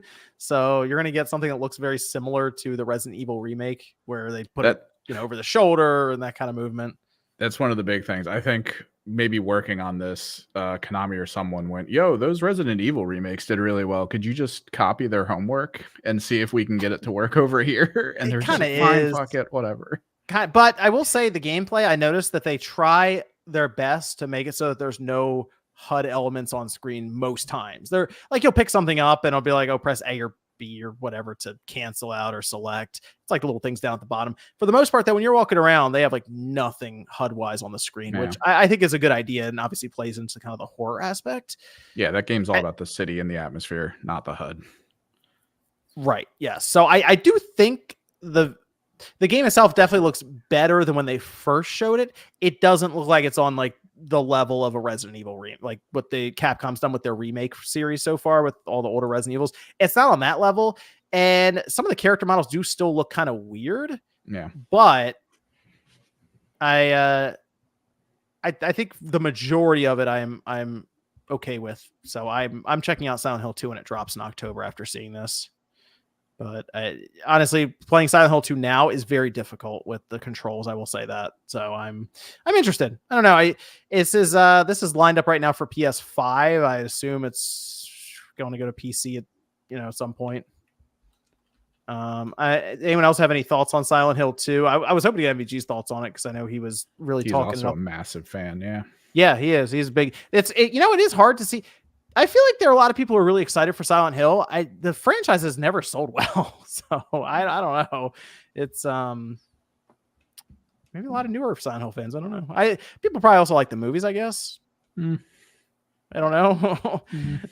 But I'll say this I remember growing up in the Silent Hill. Literally, like people were like, "Yo, this is like Walmart, great value, Resident Evil." well, So- I mean, yeah, that's the thing. It really wasn't. And Resident that- Evil- Silent Hill 2. It was not, but what I'm saying, the perception, why people. No, yeah, I felt like the perception. people- Not that it is. Not that And I it feel is. like the people saying that were the ones that never played it. Like that was Exactly. always the No, thing. it was. They came It was- out at the same time, practically. Yeah, It's just like, all right. And I played Silent Hill, not for me, but I do think I like Resident Evil though. That's how I know it's not for me. If it was like that, if it was like Resident Evil, I'd probably like it more. But I mean, I'm just not as big of a fan. But I mean, this new one, I think they butchered that girl though. Like I think that's the biggest. The character model looks Yeah, the off for character- her. I will say Yeah. that it looks off. I don't know if they're because this is probably still quote unquote work in progress stuff. It almost looked like I don't know if like some. I think it almost looked like they were missing like shadowing around her too, like her face, and it looked also, very like, strange. Her chin is disproportionate to how it was before, and like she just looks. I mean, if you wanted to look like how she looked before, it would just be like 20 polygons staring at you, I guess. And it's funny how 20 polygons look better than what they did. So they got to do something, man, because that's what people were complaining about, you know? Like, I'm sure They they gave can him the- alter it. It looked off, though. They gave him the Final Fantasy X treatment. No, Oh, man. Like, how do the PS2 models just look? Did they just hit different? we had to. We still talking about that. That's the funny thing. I'm still playing. I'm like, what's going on with these models, bro? Like, Yeah, it did catch. I'm like, why does she look like that? Although I think that was like the one bad angle. The other clips of her looked okay. got the bad angle. Yeah, it happens. It happens. I mean, it might. Well, it's be like better that when same someone knows. that same screenshot keeps getting shared around of like, oh, why does she look like this? I mean, all the characters right now look really weird. Even the main character looks rounder at times. Like his face is almost pudgier. Like it's That just is weird. true. It's like It's been a they while. They've been eating, bro. removed all the Put on a little definition weight. from them. Yeah, It is set in America. They might want to get people to look like they got a fast food in Silent Hill, and the place they have that. right outside. I'm still I'm gonna pick it up, but yeah, some of the stuff looked a little off. It's Bloober Team, and that's the only thing that still has me kind of hesitant after some of the recent works. So I'm not a horror game person at all. I get scared of Get scared. The Last of Us. Like freaks That's not me even really a out. horror game. Oh, I know it's interesting. not Okay. a horror game. Jesus. Huh. I can't do it. I don't know what it is. Just Really? Just don't like Well, jump yeah. scares. Do you not like jump scares? Do you not like psychological horror? I don't like jumps. I don't like any of it. I really do. Okay. Just vanilla ice cream all the way down. I will continue to play Astrobot and Mario and have a good time and not. Safe spaces, yes. Hey, Yeah. should You check play out- you should Luigi's check out- Mansion. Oh, Yeah, that's about as crazy as I can get. That's about did as you get wild as scared it of gets Luigi's- over there. No, That's kinda- no, that's I kinda don't get scary. scared of Luigi's Mansion. Hey, you But should play this game. It's really cool, Josie. It's called Eternal Darkness. I think you. yeah, and that sounds like absolutely not. I don't think so. No. You know what? You know Games are one good. survival horror game I could do? Hmm. Bendy's Ink Machine. That looked cool because it's like all cartoony. But if it looks realistic, it freaks me out. So what about horror VR games, Josie? yeah, that's probably gonna make I me think throw we up. have a I video don't know if I series could do in that. mind now. I This could don't be want fun. that. That would be psychologically Josie attempts to bad play for horror me. games. There was one. throw What's the up. VR? What's someone in the chat can probably bring this up? What's the VR game that they have like different mannequins and stuff around you, and whenever you blink, they move. Oh God. What is that called? Someone hate can that. actually. I'm sure someone paid up. That sounded like a cool idea. I haven't tried it or anything, but that because that's eye tracking obviously in the VR too and stuff. So interesting. Every time you blink, the mannequins will move in the room around you. Nope. So that sounds cool. No, thank you. I'm out. Well, okay. How about this, Josie? Let me ask you this. Okay, you bought Call of Duty recently. Oh yeah, Zombie Got mode. carded for it. I did get carded for it. Not for the Bacardi, but for the Not For for Call the of Duty. abundance of alcohol Okay. I bought, but for I did not look 17 apparently. okay. Games and Yeah, just making alcohol sure. at the same place. That's awesome. No, Just like making in sure. a similar mallish area. You got it on the PlayStation, but Mhm. now we're seeing Black Ops 6 is coming to Game Pass. They have confirmed that this past week. Are you going to play this new Call of Duty on Game Pass on the Xbox? Maybe it might get me to re-up my Game Pass subscription because I like stopped it because Oh, I okay. wasn't playing Interesting. anything. You stopped the So- best deal in gaming. I know. So now they Yeah. have to they got to win you back now. So They the do. showcase coming up is like make or break. Exactly. Correct. I might. I mean, I'm not a Interesting. Call of Duty girl at all, but I thought why not? And I thought it was funny that I got carded for that game, honestly. And I don't know if it looks super cool, I'll do it. If they've got like a co-op, like I like zombies. So if they do that, It's Black Ops, yes. Mhm. okay. So if should they've see got like that. a little co-op thing, I'll be all over that. But They're going to show it at the showcase. We're going to have the Xbox event, and then there's going to be Call of Duty following up right away. when is they're Xbox gonna supposed to have that? and stuff, the 9th. So Okay. next weekend. Though. So actually, technically, next weekend on Saturday, we'll do some predictions for the Xbox show, that kind of thing, Mhm. and what to expect. And most likely, we'll also be doing a Nintendo Direct predictions if it all sits in like it should with the E3 not E3 time. So Mhm. there'll be a lot of stuff happening next week. But that's what I would look towards because they should talk about all that stuff for. Honestly, the Starfield one was like 20 or 30 minutes. That was a while, so they'll probably do something similar with Call of Duty. Yeah. Which basically everyone will tune in, like PlayStation people will tune in for it technically. You might even honestly Nintendo people might want to tune in too, because they might just late port that thing to the next system. So That'd be awesome. Yeah. that'll be interesting. But yeah, so it is going to Game Pass. They've confirmed it. I guess they ran the numbers. It has to go in because it's a first party game. So I'm happy to see that, because that's where I'll play the campaign there. It's one of those things where usually I play the campaign and the multiplayer here and there, but usually it's Warzone if I want to do the multiplayer, and that's free anyway. So Yeah. I might do the same thing. I mean, listen, I know they have to put it in there, but there's got to be some people in that room like, guys, we're losing. Sweating. They're sweating balls. There's got to be some. This is just from my own personal experience dealing with, suits inside boardroom meetings, talking about business and what are we going to put in our packages for this or that. And man, there's got to be some of it like, dude, this could really like give us so much revenue if we just charge $70 for it, but it's just going to be in this service. I bet they're sweating a little bit. Josie, someone in the chat mentioned Until Dawn. I'm like okay. a choose your own adventure horror. Wow. That sounds horrible for me. Hey, I'll coming to the I'll PS5? play it. Metroid freaks me out sometimes, I'll stick to my little Nintendo area. Yeah. Okay, Yeah. that's fine. I can play Yeah, COD Zombies though. That's one thing. Okay, hold on. How can you play that? You can play Well, that, but I not think it's funny because it's like so cartoony because you're like just blasting their heads off. Check Yeah. out Killing Floor. Killing Floor. It's another one. Did you It's a play good one. Costume Quest? Mm-mm. It's a Halloween RPG. Happens at night.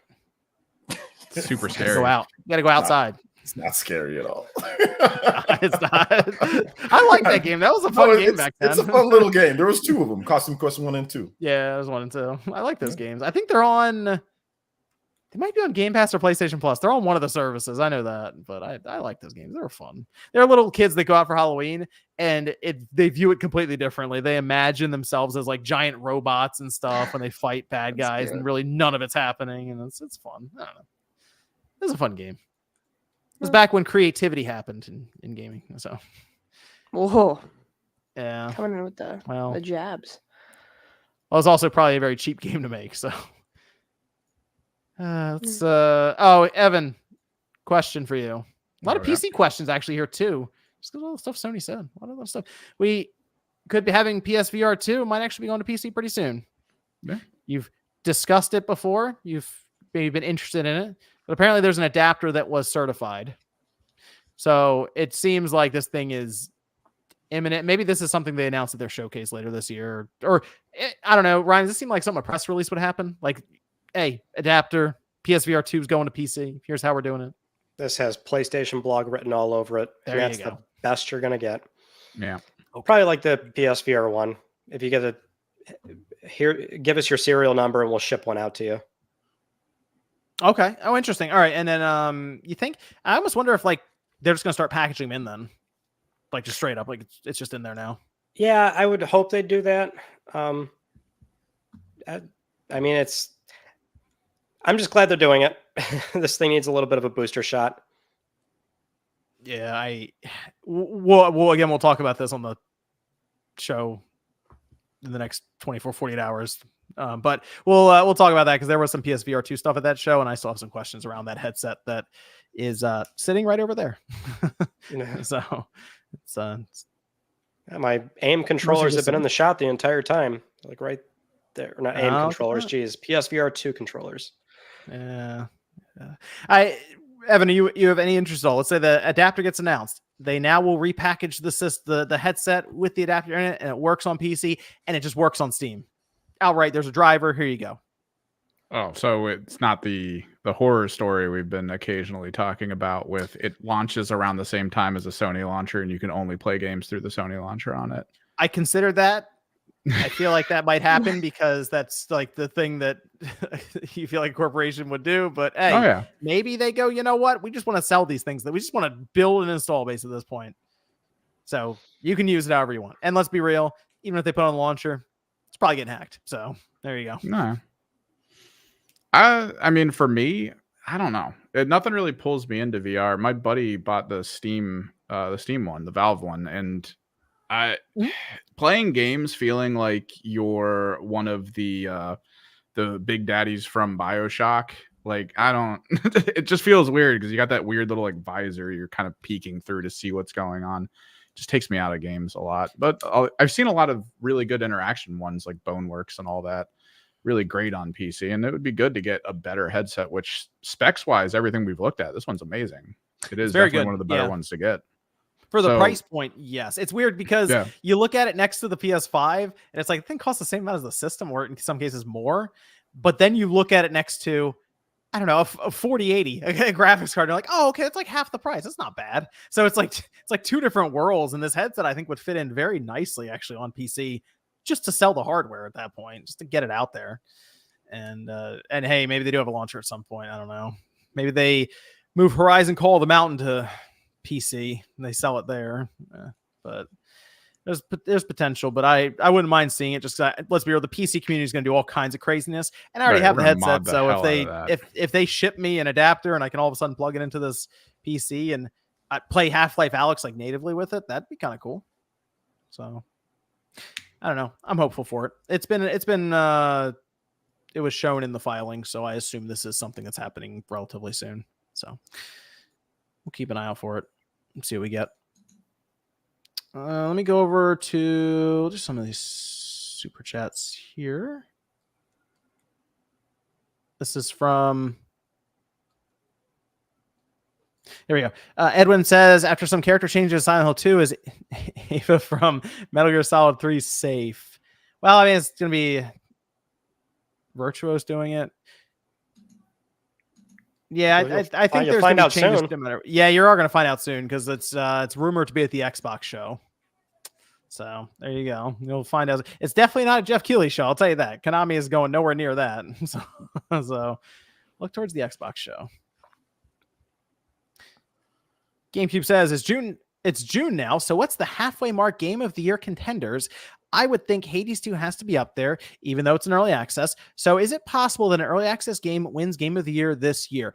I will tell you this. I'm not really somebody who's has sold on early access games finding their way into Game of the Year because I feel like you have to launch 1.0 to do it. Although PUBG was in there and that thing was a lot. That thing was early access. Early access for like a decade. It was so early access. They played like the most generic. They had the orchestra pull up like the most generic music for it when they had the Game of the Year contender. Went from like these crazy, like ridiculous pieces to, I don't know, just if I look on StreamYard, I'd pick any of these and it probably would have been better, at least more interesting. If I had to go through, what would be up there now? That is a very good question, GameCube. What my halfway mark for games this year? We did this on my stream. We talked about this, and it would have to be. It's not as clear as last year, I guess. Like with all the big games that came out, where people were or was able to guess the 6. But you know, Like a Dragon came out this year. FF7, Rebirth, Stellar Blade, Helldivers.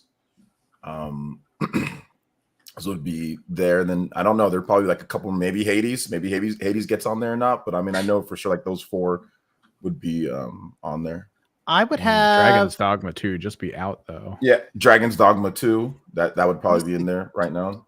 I would have so I'd have Final Fantasy VII Rebirth, Like a Dragon, Infinite Wealth would be in there. Those are 2 immediately off the top of my head. I would put Animal Well in there actually. I would put that one in there. Yeah, I beat that on the PlayStation 5. That is a good game. That is a very good game. That is a good game. If you're putting that in there, do you put Balatro in there?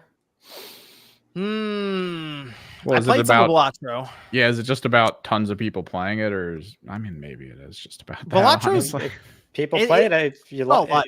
But he likes to pretend like it's a cultural thing, like a massive shift of storytelling and the bullshit. Well, I never liked this question because there's multiple Game of the Years. Like, what does this really mean? There's 200 something publications that are going to. He's talking about Jeff Keighley. He's talking about Keighley's awards. The Keighley Awards. Yeah, but he's not the de facto guy. Like his show's not the show. Black Right, Kiwi plenty of- show is the show. Plenty of places are going to have That's Game true. of the Year awards. No, it's I look but forward to the when people Spawncast talk awards. about that, they mean his show because that's the biggest show, right? So that's I'm not saying I agree with what you're saying, right? I 100% agree with what you're saying, but when usually people ask that, they're talking about his show. No, I mean, I know what you mean too, but that's just what irks. I'm like, come on. There's plenty of places are going to hand this award out. Final Sim Rebirth, Animal Well, Like a Dragon. What about Dragon's Dogma? Isn't that a thing? Yeah. I just started that up actually on the PlayStation 5. Evan, was that you? I thought I heard you like, my bad. Evan liked it quite a bit. Dragon's Okay, Dogma you liked it. Okay. And I feel like that probably would right now find its way in for the halfway mark. Man, that's tough. I feel like we're gonna have more of a I feel like we might have more of a backloaded year. Although, you know what? You could make the case. I think this would be a big deal for Tekken 8 to be in there. Oh yeah. Yeah, but then what are they going to put in the fighting game of the year? Freaking thing. I kept on forgetting that Force. Tekken came out this year. For some reason, I thought it was last year. But It feels like a December game. Yeah, but it's not. It was January, right, for Tekken, or Yeah, it just found its way into the year. Yep. That's Yeah, that's Tekken. a highly regarded game. Yeah, people It really could be. like That was one. an amazing game. See? Yeah, you get a fighting game in there. Why not? I feel like any January game's like just fighting an uphill battle. Yeah. There is bias. Hey, everyone forgets them by now, Yeah. literally right now. Yeah, that's true. It's tough for a January game to get in. Medallion says Astrobot versus Captain Olimar in Smash. Who wins? Olimar kills it. Olimar absolutely. The purple Pikmin? Come on, dog. The funniest thing about Olimar is like he's like the size of like an ant, but all of a sudden he's not anymore. He's like actually the size of like an ant, like apples and all that are like way bigger than him. Then all of a sudden he's in Smash Bros. And he's like not tiny anymore. What happened? It's kind of like what happened to Ridley. Ridley's like this huge monster that grabs Samus. Oh yeah, they like, did. then all of a sudden Smash is like this little baby Ridley. It's like, wait a minute. Are you struggling with the reality of a game where floating hands are an enemy? It's also Animal Crossing. You get knocked out by bees in that game. Like a bee can like knock you out for the night, but all of a sudden you turn into like a mass killer with bowling He's a balls. and all this badass. stuff. Yeah. Yeah, like in all the these game like an axe. It's There's crazy. a character in that game that lives only in 2 dimensions, and that's it. Like, It's awesome. Davies Gaming says Astrobot on GamePass 2025. 2 exclamation points and LOL. Thanks, Davey. Lol. B says, when I first got my PS5, Astro made me smile while Demon Souls made me cry. Not wrong. Mr. Jackson says, shout out to OJ for calling out the hypocrisy in the Smash community higher-ups. Yeah, we went over it. I've said enough. the yearly call out. But this one's pretty. They well, all it's are, not any worse every time. Yeah, but this one's pretty pretty good. Man, they really got weapons really tilted right now. So it was funny. Jason says, throwback to last week. There's also a pirate-themed show like the medieval times called Pirate's Dinner Adventure. Huh. Buena Park, California, and Orlando, Florida. Oh, that's I'm not interesting. going to either of those I've places. never heard of that. It's Pirate's Dinner Adventure.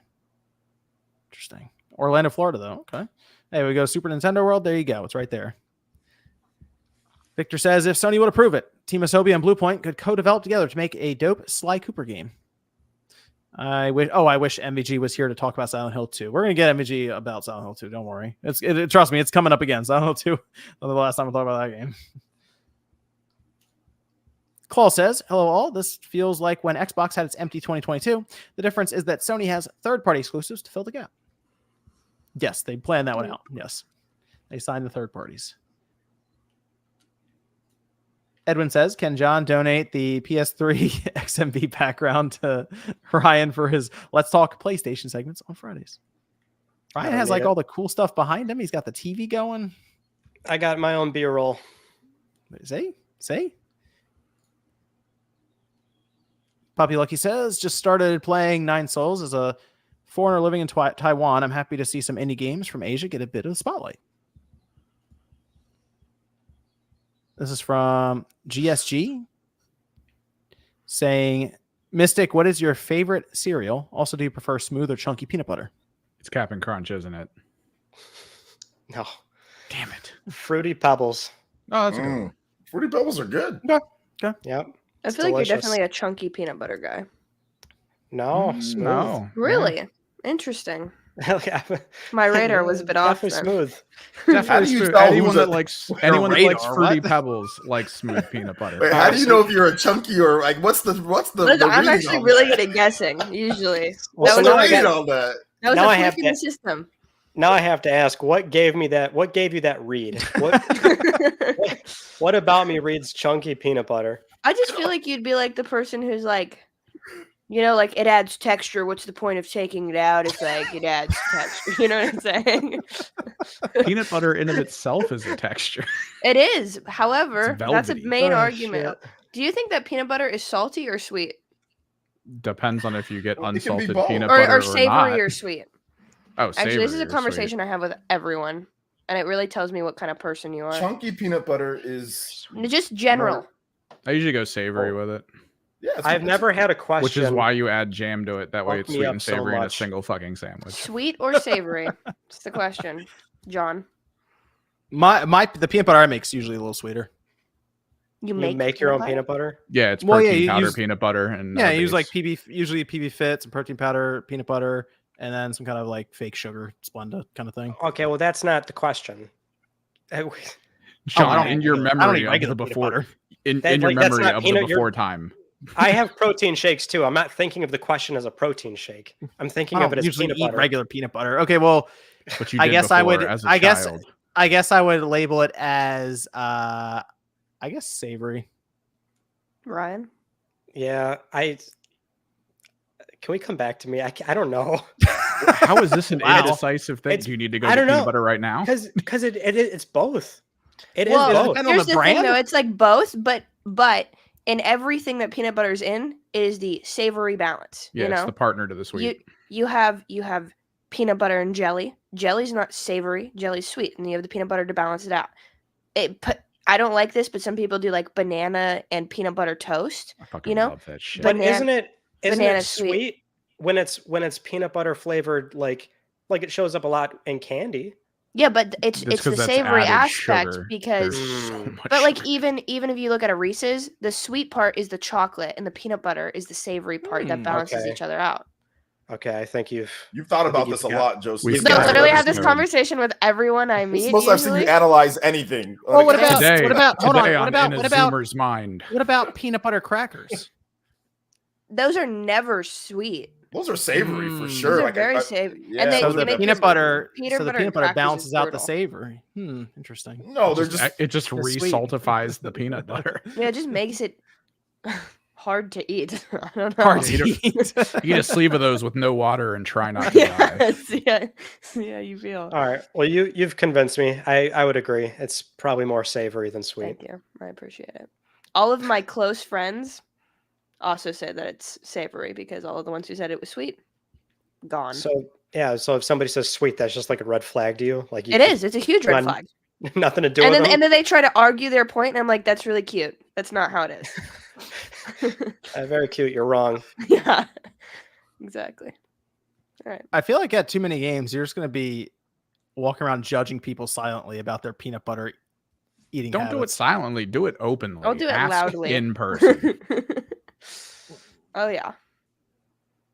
No, we'll have a good time at too many games. This is from Shinru, who says, recently got Sea of Stars and Baldur's Gate 3 physical for Xbox. Can't wait to install 4 discs to play Game of the Year 2023. Yeah, they had to ship that thing on 4 Xbox. You made Yes. that decision with the Xbox. Claw says, best theory I heard for the PSN requirement is Sony wants to see if PC gamers using new or old accounts. If they're old accounts, Sony likely wants to know why they're buying on PC instead of PlayStation. I think they just want you to sign up for a PlayStation Network account so they can count you as a monthly active user. Yeah. That's all. It's good to investors. I'm sure they would look at this though. It's a good point. They're going to look at a lot of metrics. I'm sure you're right. Yeah, but Yeah. the bottom line is we want you to have an account so we can pump this number up. I mean, let's be, so, but I'm sure they would look at all kinds of behavioral stuff for people who have their accounts linked to their PC. I'm sure. Tijo says, forgot to mention earlier that I was using tweezers, but it was still hard to manage those Joy-Con cables, especially when disconnecting and reconnecting them. You mean like when you're trying to actually drop them into the clip? Because that can be annoying because you have to line it up just right. And it's small and it actually doesn't travel very far into the clip. So you have to be careful with that too. But generally what I do is there are different kinds of tweezers. If you have the straight tweezers, they might be harder than if you have the right angle tweezers. So those are usually the ones I would use because you can kind of grab it from one side and just drop it in. This is Perfect Image says, have any played all PlayStation Plus Extra? It has good titles. What? And he played all PlayStation Plus Extra. Like everything in the PlayStation? I was gonna say there's a lot of games in that extra tier. Although I have been working to try to fill up my 4 terabyte NVMe and I'm still working at it. So I've not deleted something on my PlayStation 5 in a long time. So maybe I'll just start downloading PlayStation Plus Extra titles. But no, I mean, there's a lot of good games in there. Yes. I feel like if somebody bought a PlayStation 5 today, I would recommend that extra service just because there's so much stuff to just try out. Yeah, that's what I did. Right when I got mine, I just like went all in on it and I had a bunch of different stuff to play. This is from Lotan. It says, appreciate the cast, y'all. I drive 2 to 3 hours a day. Do y'all have recommendation of podcasts not relating to video games that y'all enjoy? P.S. Kimrix, your beard is amazing.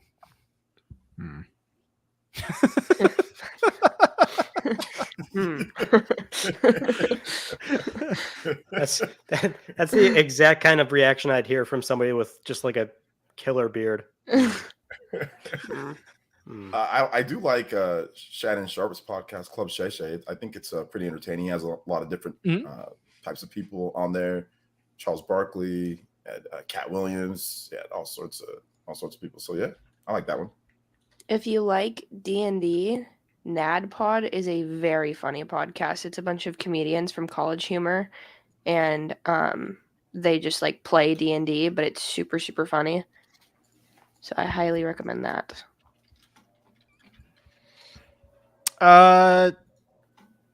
I'll say one podcast I listen to occasionally, depending on what the topics are and who's on. I'll listen to like Theories of Everything. That's a good one. That's usually about like theoretical physics, AI, consciousness, stuff like that. It's kind of interesting just to see the takes on it from different professors and stuff. I'll throw that out there. Emma Chamberlain has a banger. What's that? Trash taste. If you like anime and just 3 dudes yelling at each other for like 2 hours. There you go. They're always fun to listen to. Let's see. Victor says, in a different timeline, if Konami did not cancel Silent Hills, Kojima would have made Konami millions of dollars and Silent Hill would have become the premier horror franchise. I still play PT on my PS4 Pro every year on Halloween, and I get sad that it got canceled. Yeah, it is unfortunate. That is an alternate timeline I would have liked to have seen, like what would have happened and what crazy ideas Kojima would have had, because that was just like the demo.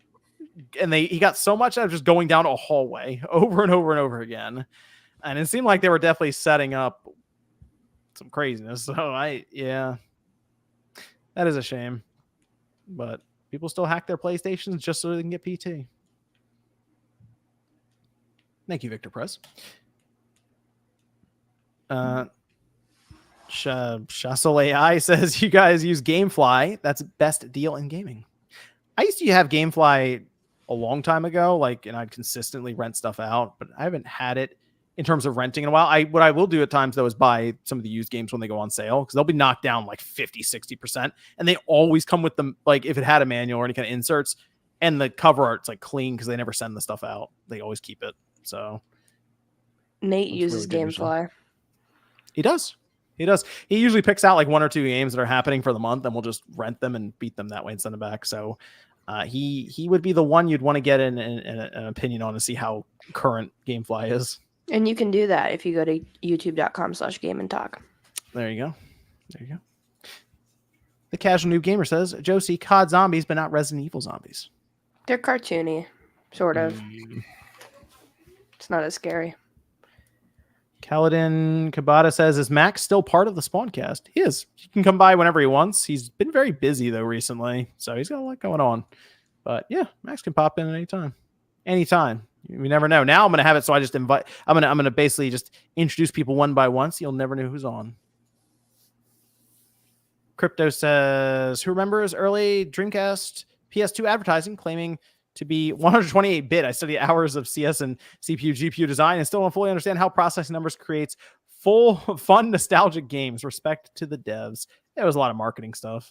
That was mostly it. Like, come on. We got to the point where 64-bit, I think, was where things kind of leveled then, and we stopped using bits. Edison says, do you guys think Microsoft will reveal soon the controller that got leaked in the Series X, aka adorably all digital? Yeah, probably. It's most likely that's next weekend, I would anticipate. And I'm sure the console will go over very, very well. Gosh. I'm interested in controller at least. Lewis says, could Astrobot be a demo for PS5 Pro capabilities like 4K 120 FPS? I wouldn't be shocked. I think they'll probably have some sort of patch for it, yes. Omega says the amount of people who don't know you can buy Xbox Game Pass codes on eBay is crazy. Got a month of Ultimate for less than the cost of this Super Chat. $5. Wow. Christian says Master Hand and Smash is to be blamed for fighter sizes. He does this to satisfy his twisted battle royales since 1999.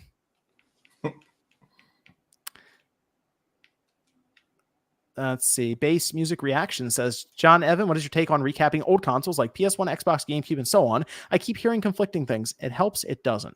You're talking about recapping, like removing all the capacitors, putting new ones on. Some are worse than others.